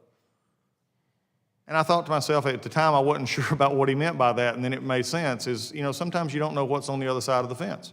And we've tried to do that all along, and this EHRM process is something that, why did we not get to where we are? Where was it at? And so we're now knowing why the fence was put up, and we're moving the fence to get it really where it needs to go. So it's an endemic not just to this, but to other things as well. Thank you for that, Mr. Secretary. Mr. Chairman, I yield back. Representative Mays. Thank you, Mr. Chairman. I would thank the ranking member and Secretary Collins. Welcome.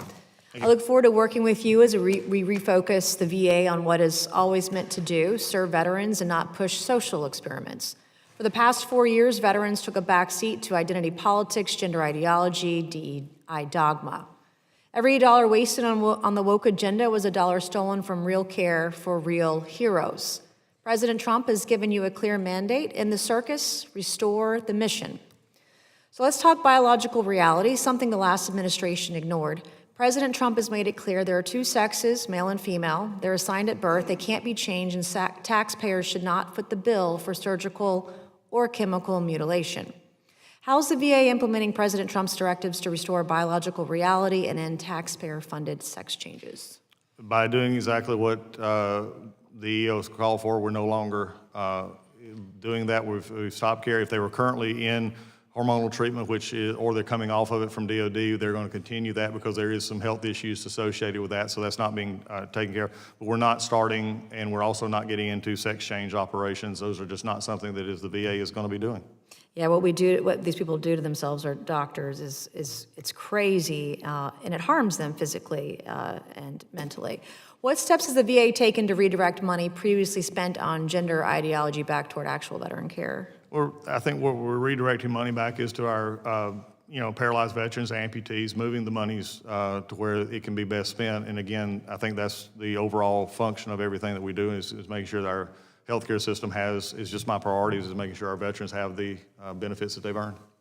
DEI is out, equal opportunity is in. Equity politics and racial discrimination disguised as virtue and virtue signaling have no place at the VA. How many DEI-related contracts has the VA canceled, and what was the price tag on those savings? There were a number of contracts, and the total value that we saw on those contracts was about $6.1 million. And how has that freed up resources to be reallocated to improve veteran care? As we said, it went back toward allocation toward community care and prosthetics as we were looking for that. As an animal lover, I applaud the VA for ending painful, unnecessary experiments on dogs and cats. This was a bold step under President Trump, and Congress has since required the VA to phase out primate testing by 2026. What's the current status on phasing out animal testing, particularly on primates? We're on track to make sure that directive is met. In fact, in some instances, we may be even able to meet that goal sooner. Is the VA exploring any innovative non-animal research methods to replace outdated and inhumane testing on animals? Yes, we're always looking for ways to make the research as valuable to those that need it, and also again, we're in an area in which prosthetics and that kind of information with amputees is something very central to the VA. Mm-hmm. So it is something we're looking at. And then what can other agencies learn from the VA's leadership in ending these cruel and obsolete animal experiments, do you think? Well, I think, judging from the reaction to Congress, also what the president has also stated and laid out, I think is just following the rules as we go forward here. Thanks to your leadership and President Trump's direction, the VA is finally being restored to its rightful purpose, delivering world-class care to those who serve their country. I look forward to continuing this mission with you. We wish you a lot of luck and many blessings to get the job done, and we believe in you. I yield back, Mr. Chairman. Thank you. Representative DeLuzio. Thank you, Mr. Chairman, Secretary. Long day. Good to see you here. And good to see you as well. Want to talk about clinical trials and some of the reporting on the impacts of whether it's hiring freeze, contract terminations, firings, or some combination of those things. So 2 Pittsburgh clinical trials, according to reports, had not started as of May 6th. These were to treat veterans with advanced head and neck cancers. Have either of those resumed or started? Well, one, they never started before, and they are starting now because we're now actually reaching out to veterans to be a part of this trial. Those were not, they had not been started before at this point, so you can't stop anything that had not started. So they've started since May 6th? They started in the last little bit. They're getting ready right now to recruiting veterans this month. Okay, so both of those have started. When were they originally planned to start? Because the reporting here is that these were delayed or stalled because of some combination of firings, contract terminations, probationary employees. Yeah, not that we're aware of it. And I think the interesting thing is before any of these other things got involved is they had not recruited patients for these trials. But just to be clear, when were these supposed to start? Do you know? I would assume they've been around before the hiring freeze, so it was supposed to start probably earlier. I'd have to get a direct date on that. I'm not going to try and guess. I'd appreciate a response on that. Okay, no problem. There are others that were identified in some of this reporting, specifically at VA Pittsburgh. I think 7 in total, including those 2 that I've asked about, that the impact, again, of whether it was firings contract terminations, on and on, were that they stopped enrollment in several of these clinical trials, and these were to treat veterans suffering from advanced lung cancer, kidney transplantation, cardiovascular disease, and others. The reporting here is that the planned enrollment was 500, but as of, again, this reporting in May, only 75 veterans had been enrolled. Has that enrollment now continued, and are additional veterans being enrolled? No clinical trials have been stopped. There's been no cancellations from our decision on clinical trials. Those are still going on, so any issues in those clinical trials will be specific to that issue. One of the things is, too, Representative, and I think to understand here, we have over 1,500 clinical trials going on in the country through the VA, of which there is no centralized management of that from the VA. So getting sometimes information about our clinical trials has been difficult when we started asking these questions, because the VA, as much as we do these clinical trials, are working on them, we have no management of those and how they're started and where they go forward. Secretary, so you said they hadn't been stopped, which is a little different than what I asked you, though. What I asked you was whether enrollment had been paused. That's the reporting, that 75 of my fellow veterans have been enrolled rather than the planned 500. Again, the reporting is that enrollment was stalled during this period of firings, hiring freeze, contract terminations. Is that true? They've not started. As far as I know, they're still recruiting people for those trials. I understand that, but was the recruitment of enrollment stalled during this period? Not that I'm aware of. Okay, I'd like to know if you could find that out for us. We'll find out. Because my concern, as you can imagine, is whether it's those first 2 clinical trials on head and neck cancer being delayed to start, or these other at least 5 that I'm aware of from reporting being stalled. Some veterans may not have gotten an access to that kind of care in these clinical trials. Some of those veterans may have gotten sicker. God forbid, somebody may have died. We should know whether any of those things happened. I don't want to guess. I don't want to put you in the spot to guess, but we should know that. Yeah, and I appreciate the concern there, but also remember, one of the things that I want to make very clear here is we've talked about this a little bit in going forward. The clinical trials are used to assess new treatments and new ways to going about it. These veterans were not, and I say this simply not because of what you said, and I'll be frank with you, but what I've heard from others, and they say that they were kept away from all health care. That's just not true. They were still getting the health care through the Pittsburgh VA, but the clinical trials that had not been started, especially in the head and neck cancer area, had not started. So I think there's 2 distinctions here we have. Well, but I'm willing to work with you to look at whatever we need. Great. I would love to know for each of those trials. And as you say, you're still getting health care, but it might be that clinical trial could be a life or death outcome. It might not be. Well, I think it's important that someone's got a chance who's in a horrible situation, advanced head or neck cancer. Yeah, I would hope that also, and Congressman, I would love to work with anyone in this committee also as we go forward, how we can actually streamline. This is something I'm looking at now as we've gotten into these conversations more and more on clinical trials, that we actually need to have, in my opinion, a better sort of command and control system so that we know where these are going on and if there are any issues that we can help with as we go forward. Because as you said, some may have gotten help, but also some may not have worked. And are we making sure that information is available across the system wide so that we know this actually worked, but this didn't? We don't have that information. And look, and we all know this, the research VA does has led to some really groundbreaking interventions and treatments for veterans. We have to continue that. I want to spend the last minute and a half or so about morale. I've and my team have heard from physicians and other folks who work at the VA. I've heard from veterans. There's been plenty of reporting and discussion here today about mental health care in particular, and some of the reports of impacts on the return to work and clinicians being placed in an environment where they can't have a confidential discussion with patients. I've talked to physicians myself and heard some of those concerns. I'll throw out an example of someone being put in a room where there's another VA employee that would betray confidentiality with a patient seeking mental health care, asking for headphones or a headset to be able to have some confidentiality, being told no.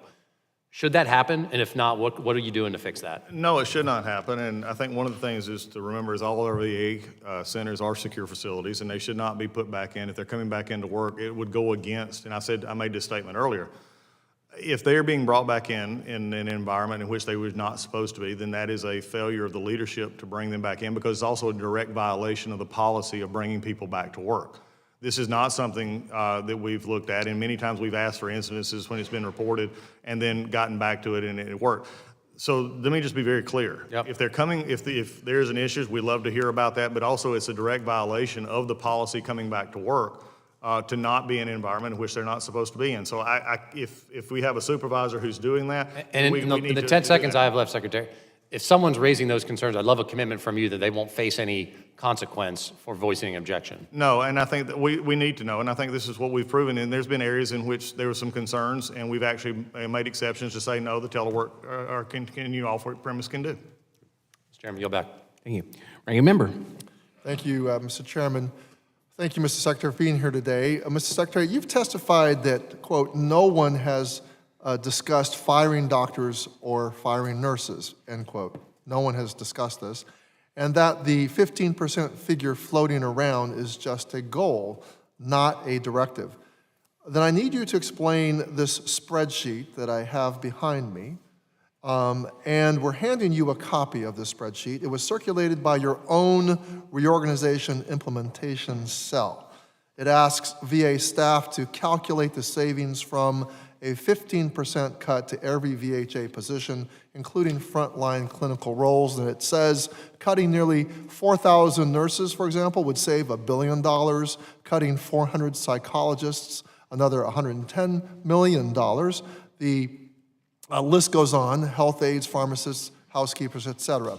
Now, if your testimony is true, that no one is looking at plans to cut these jobs, why did your team ask for this analysis? Ranking member, I'm looking at this right here. This is exactly why we're here. This is a leaked pre-decisional document that is not helpful, and it is not working, because here's the end of the day. I'm going to answer this. Claiming my time, Mr. Secretary. It's my time. Well, it's my answer. You have said publicly that no one has discussed, that would be interpreted, no one has discussed this at all, but we have a document, whether leaked or not, that establishes that these cuts are being discussed. I said that I have made clear we will not be cutting frontline health care. If they're But working your on subordinates are discussing this. They must have gotten the direction from somebody. They did. Well, I've been very public. It's just like your staff. If they Okay, want to talk well, about something you can that you don't know understand about. why there's a lack of credibility from the public on this sort of There's stuff. a lack of This is credibility not for this. speculation, Mr. Secretary. It is a VA document. We have asked your head of HR, Mark Engelbaum, for answers. We've actually asked your subordinates about this. He promised a follow-up, and we never got it. So I'm asking you now, on the record, why did your team request this analysis, and what are you preparing for? Well, if I have to explain this in a way that makes sense, let me just say this. If you Don't look talk at down to me, sir. if you I'm just look at asking you a question. I'm just answering your question. If you let me answer it, I'll answer it. Please, time is ticking. This right here is an overlook of our entire organization to see. What they did here is fine. Whatever they're looking at is fine. But when it comes to the Secretary of VA, which is me, and the direction that we have given to make sure that health care is prioritized, to make sure that our veterans are getting the desire that they need, and when I've told you that when we're talking about this and exempted 300,000 positions, that is what happens at the VA. Okay, Can they have other conversations that involve other things? Possibly so. But coming from me, it's not. Okay, well, thank you. Let's move on. So I'd like to point out that you've set a goal of 83,000 VA employees. I know it's not a fact, it's a goal. But I just want to make sure we go over this and we have some agreement.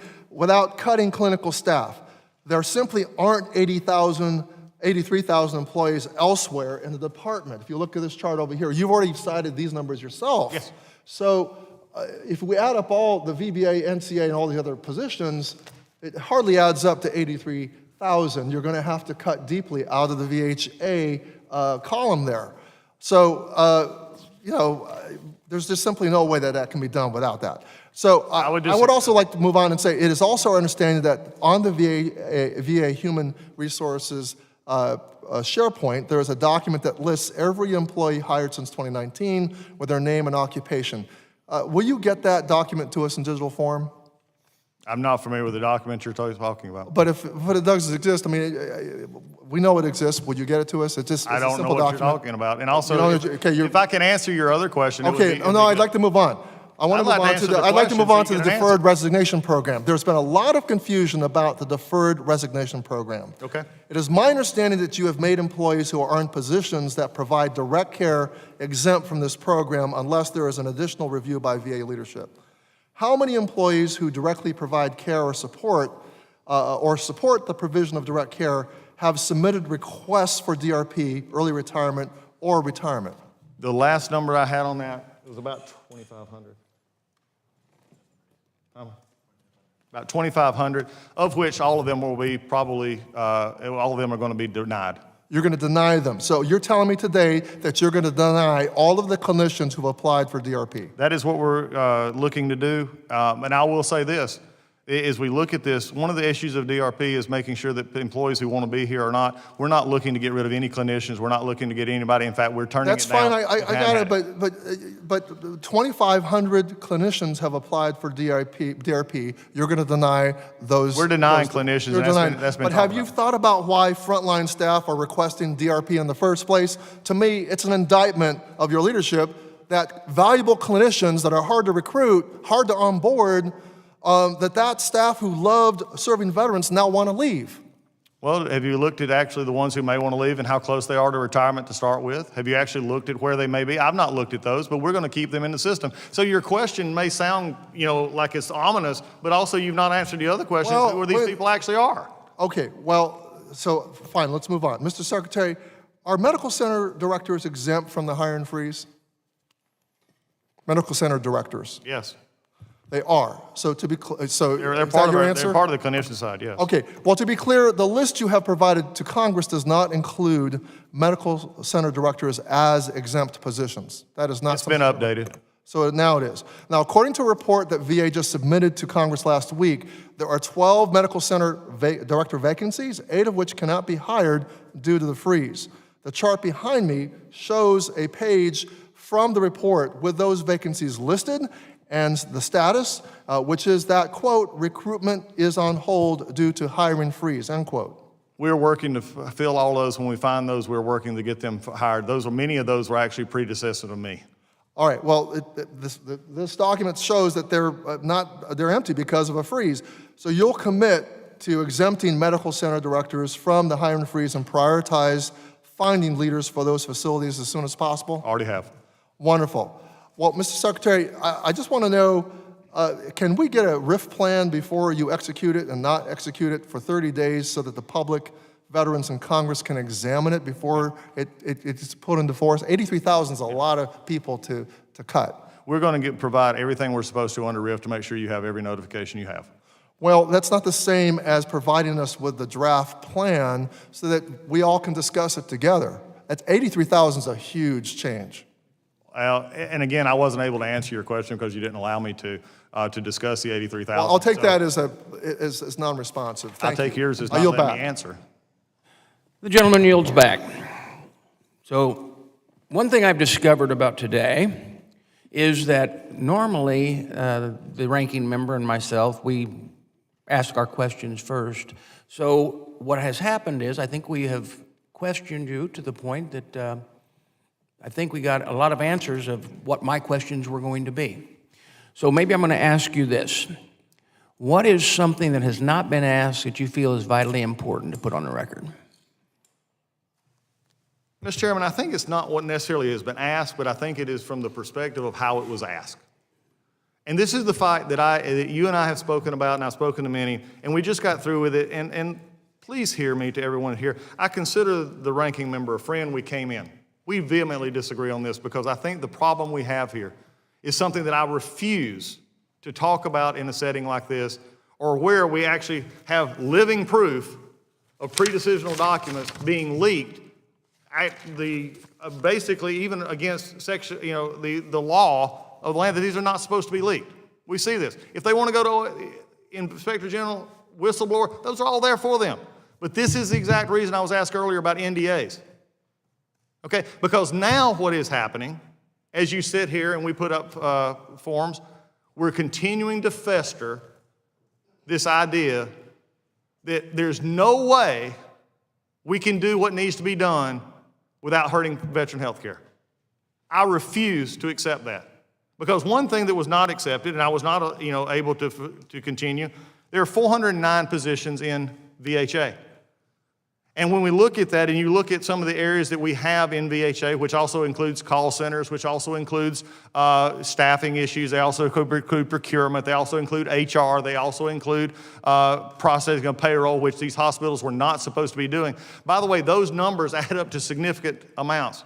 What was not said just a minute ago is that just last year, the Biden VA in the VHA in their own internal documents, stated that they could get rid of 28,000 people.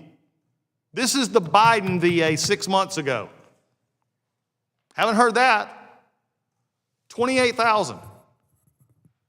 Now, if you go by the numbers that I've been told today, oh, you can't do that without hurting healthcare, then we're saying the Biden administration wanted to hurt healthcare. No, I think they actually looked at the same numbers we did, Mr. Chairman, and determined that of the frontline healthcare, frontline disability workers and all, there is a lot of interest in looking at are we being as efficient as we should be.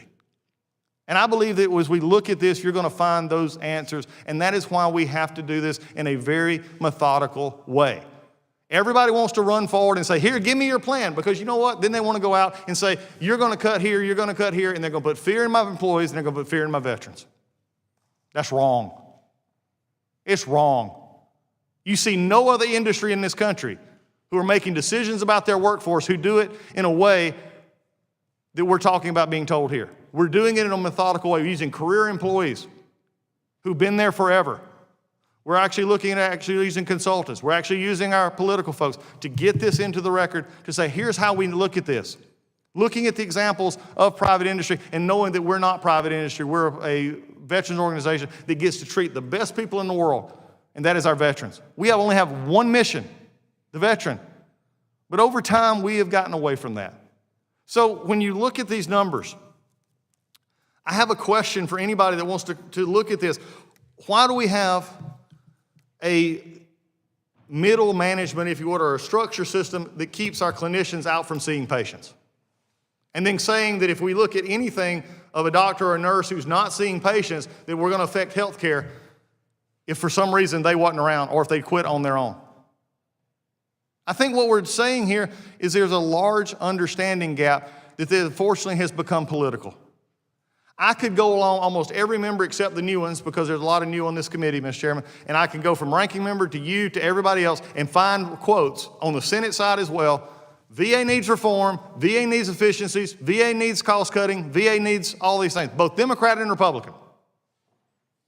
And then all of a sudden, you have somebody like myself who is just, and I say this in knowing that somebody will use it against me, I'm just a simple country lawyer from North Georgia who simply says, maybe we actually ought to look at this.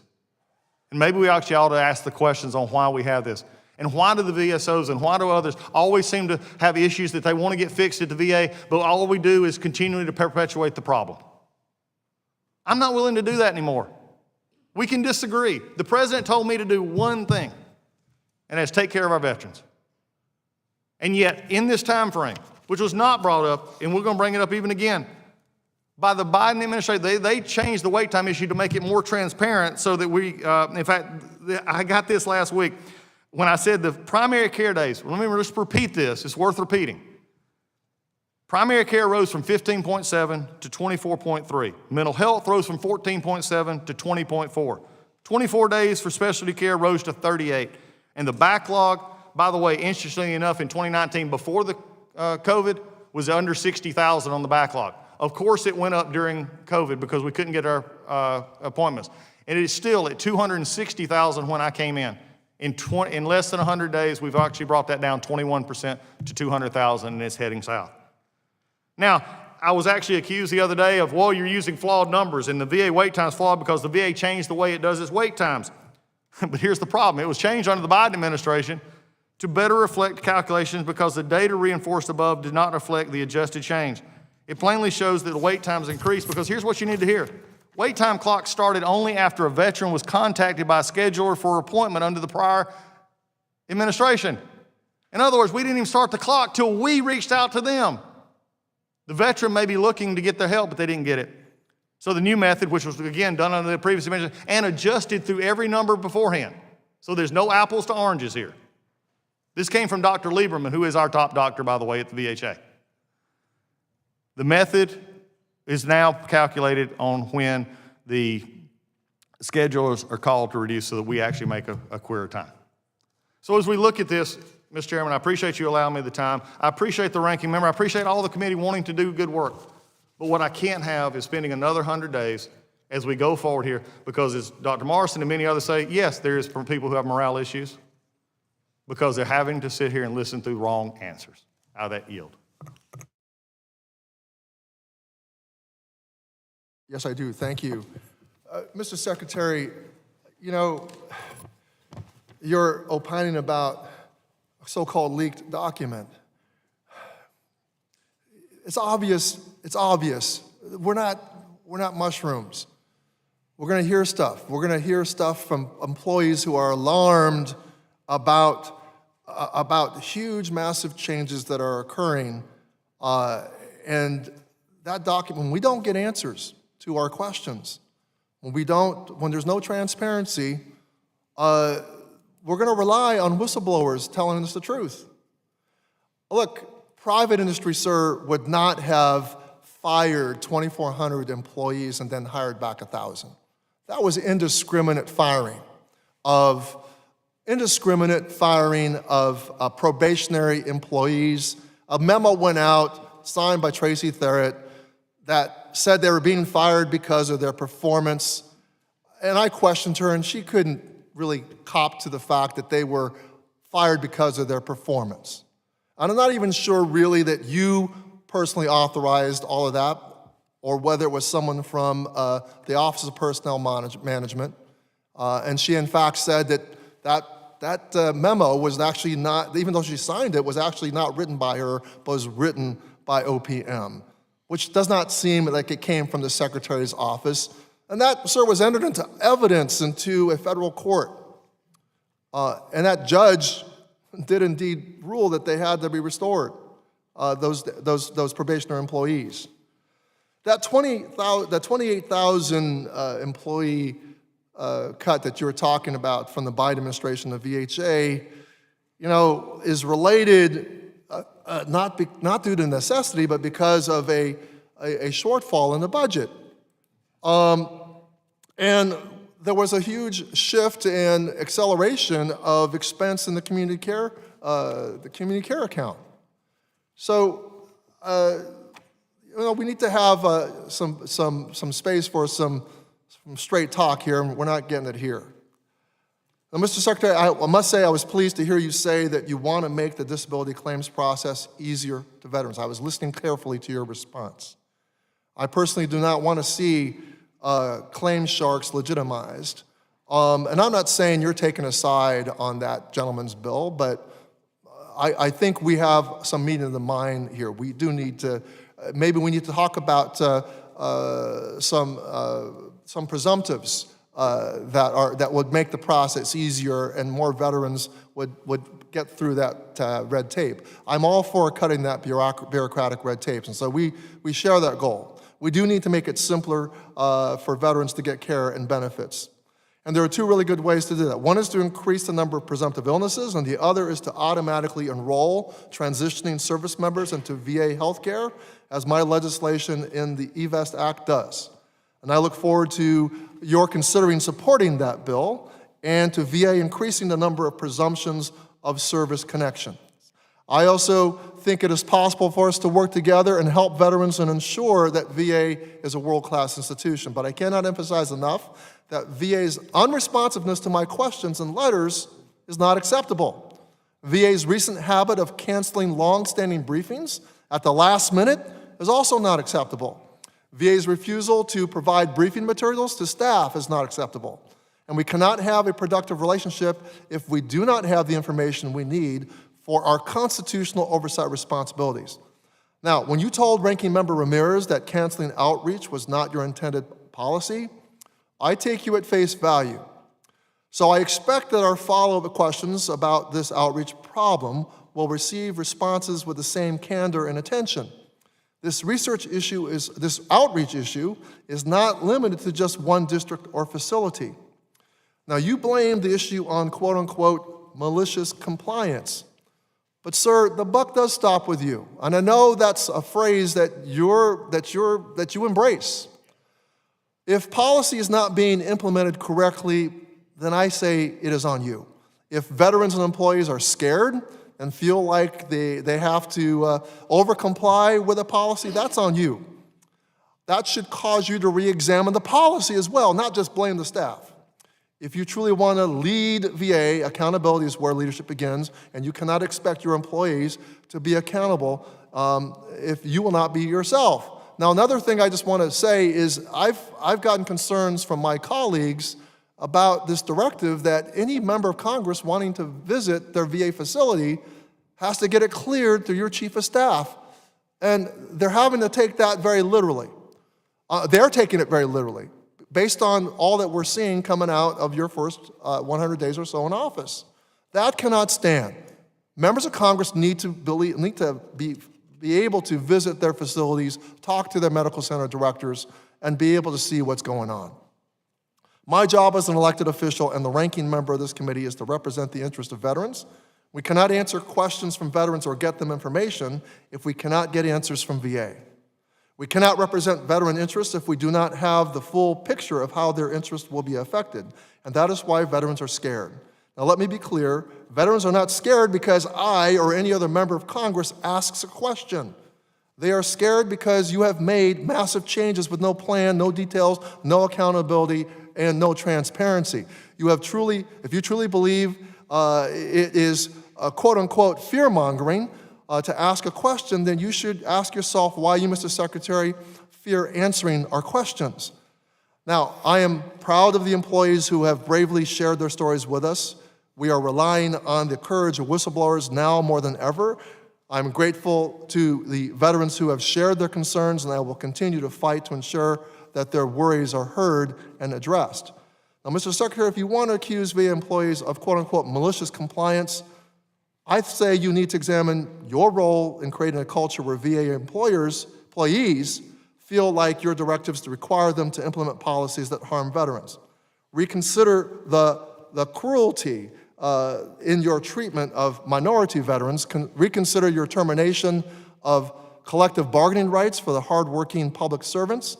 Reconsider your role in ending critical programs like VASP, because veterans will now lose their homes to foreclosure unless you put a moratorium on those foreclosures until we can ramp up the partial claims legislation. Reconsider your pause of clinical trials, leaving sick veterans without the lifeline of hope. Reconsider how you have indiscriminately fired employees only to hire them back again. So, Mr. Secretary, I truly hope that you'll go back to the central office today and chart a plan to course correct. That plan should include complete and truthful answers to all of the questions you were unable to answer today, and a path to true partnership with both sides of this committee. And with that, I yield back. Thank you, Ranking Member, for yielding back.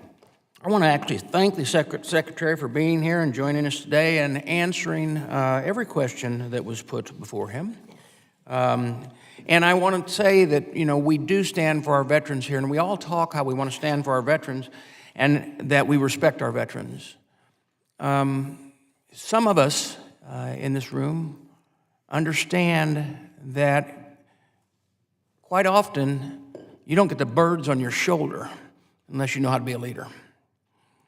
And I appreciate you for both jobs that you're doing, especially when people that question it have never even had a stripe on theirs.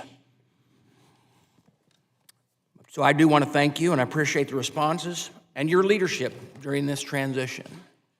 And while this budget request shows real progress, I remain concerned that the VA is still working through the consequences of poor budget decisions made under the Biden administration. The alleged shortfall last year was not the result of inadequate funding.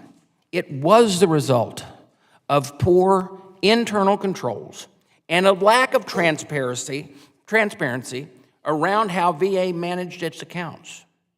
Congress has always provided VA with the resources it needs, and we will continue to do so. But we need to understand that the money is being used, where the money is being used, and we need to be able to explain to the veterans that are taxpayers how it's being used. Some of those budget practices that we've seen in recent years, terrible account coverage, shifting obligations, have made it harder, not easier, to figure out where we're at as far as Congress. In the end, it hurts trust in the system. And I look forward to working with you. I thank you for your service. I thank the colleagues, for the most part, that actually dealt with the questions at hand, let you answer. I think a lot has been explained over things that we've heard in rumors that have flown around, and you've been able to answer them very well.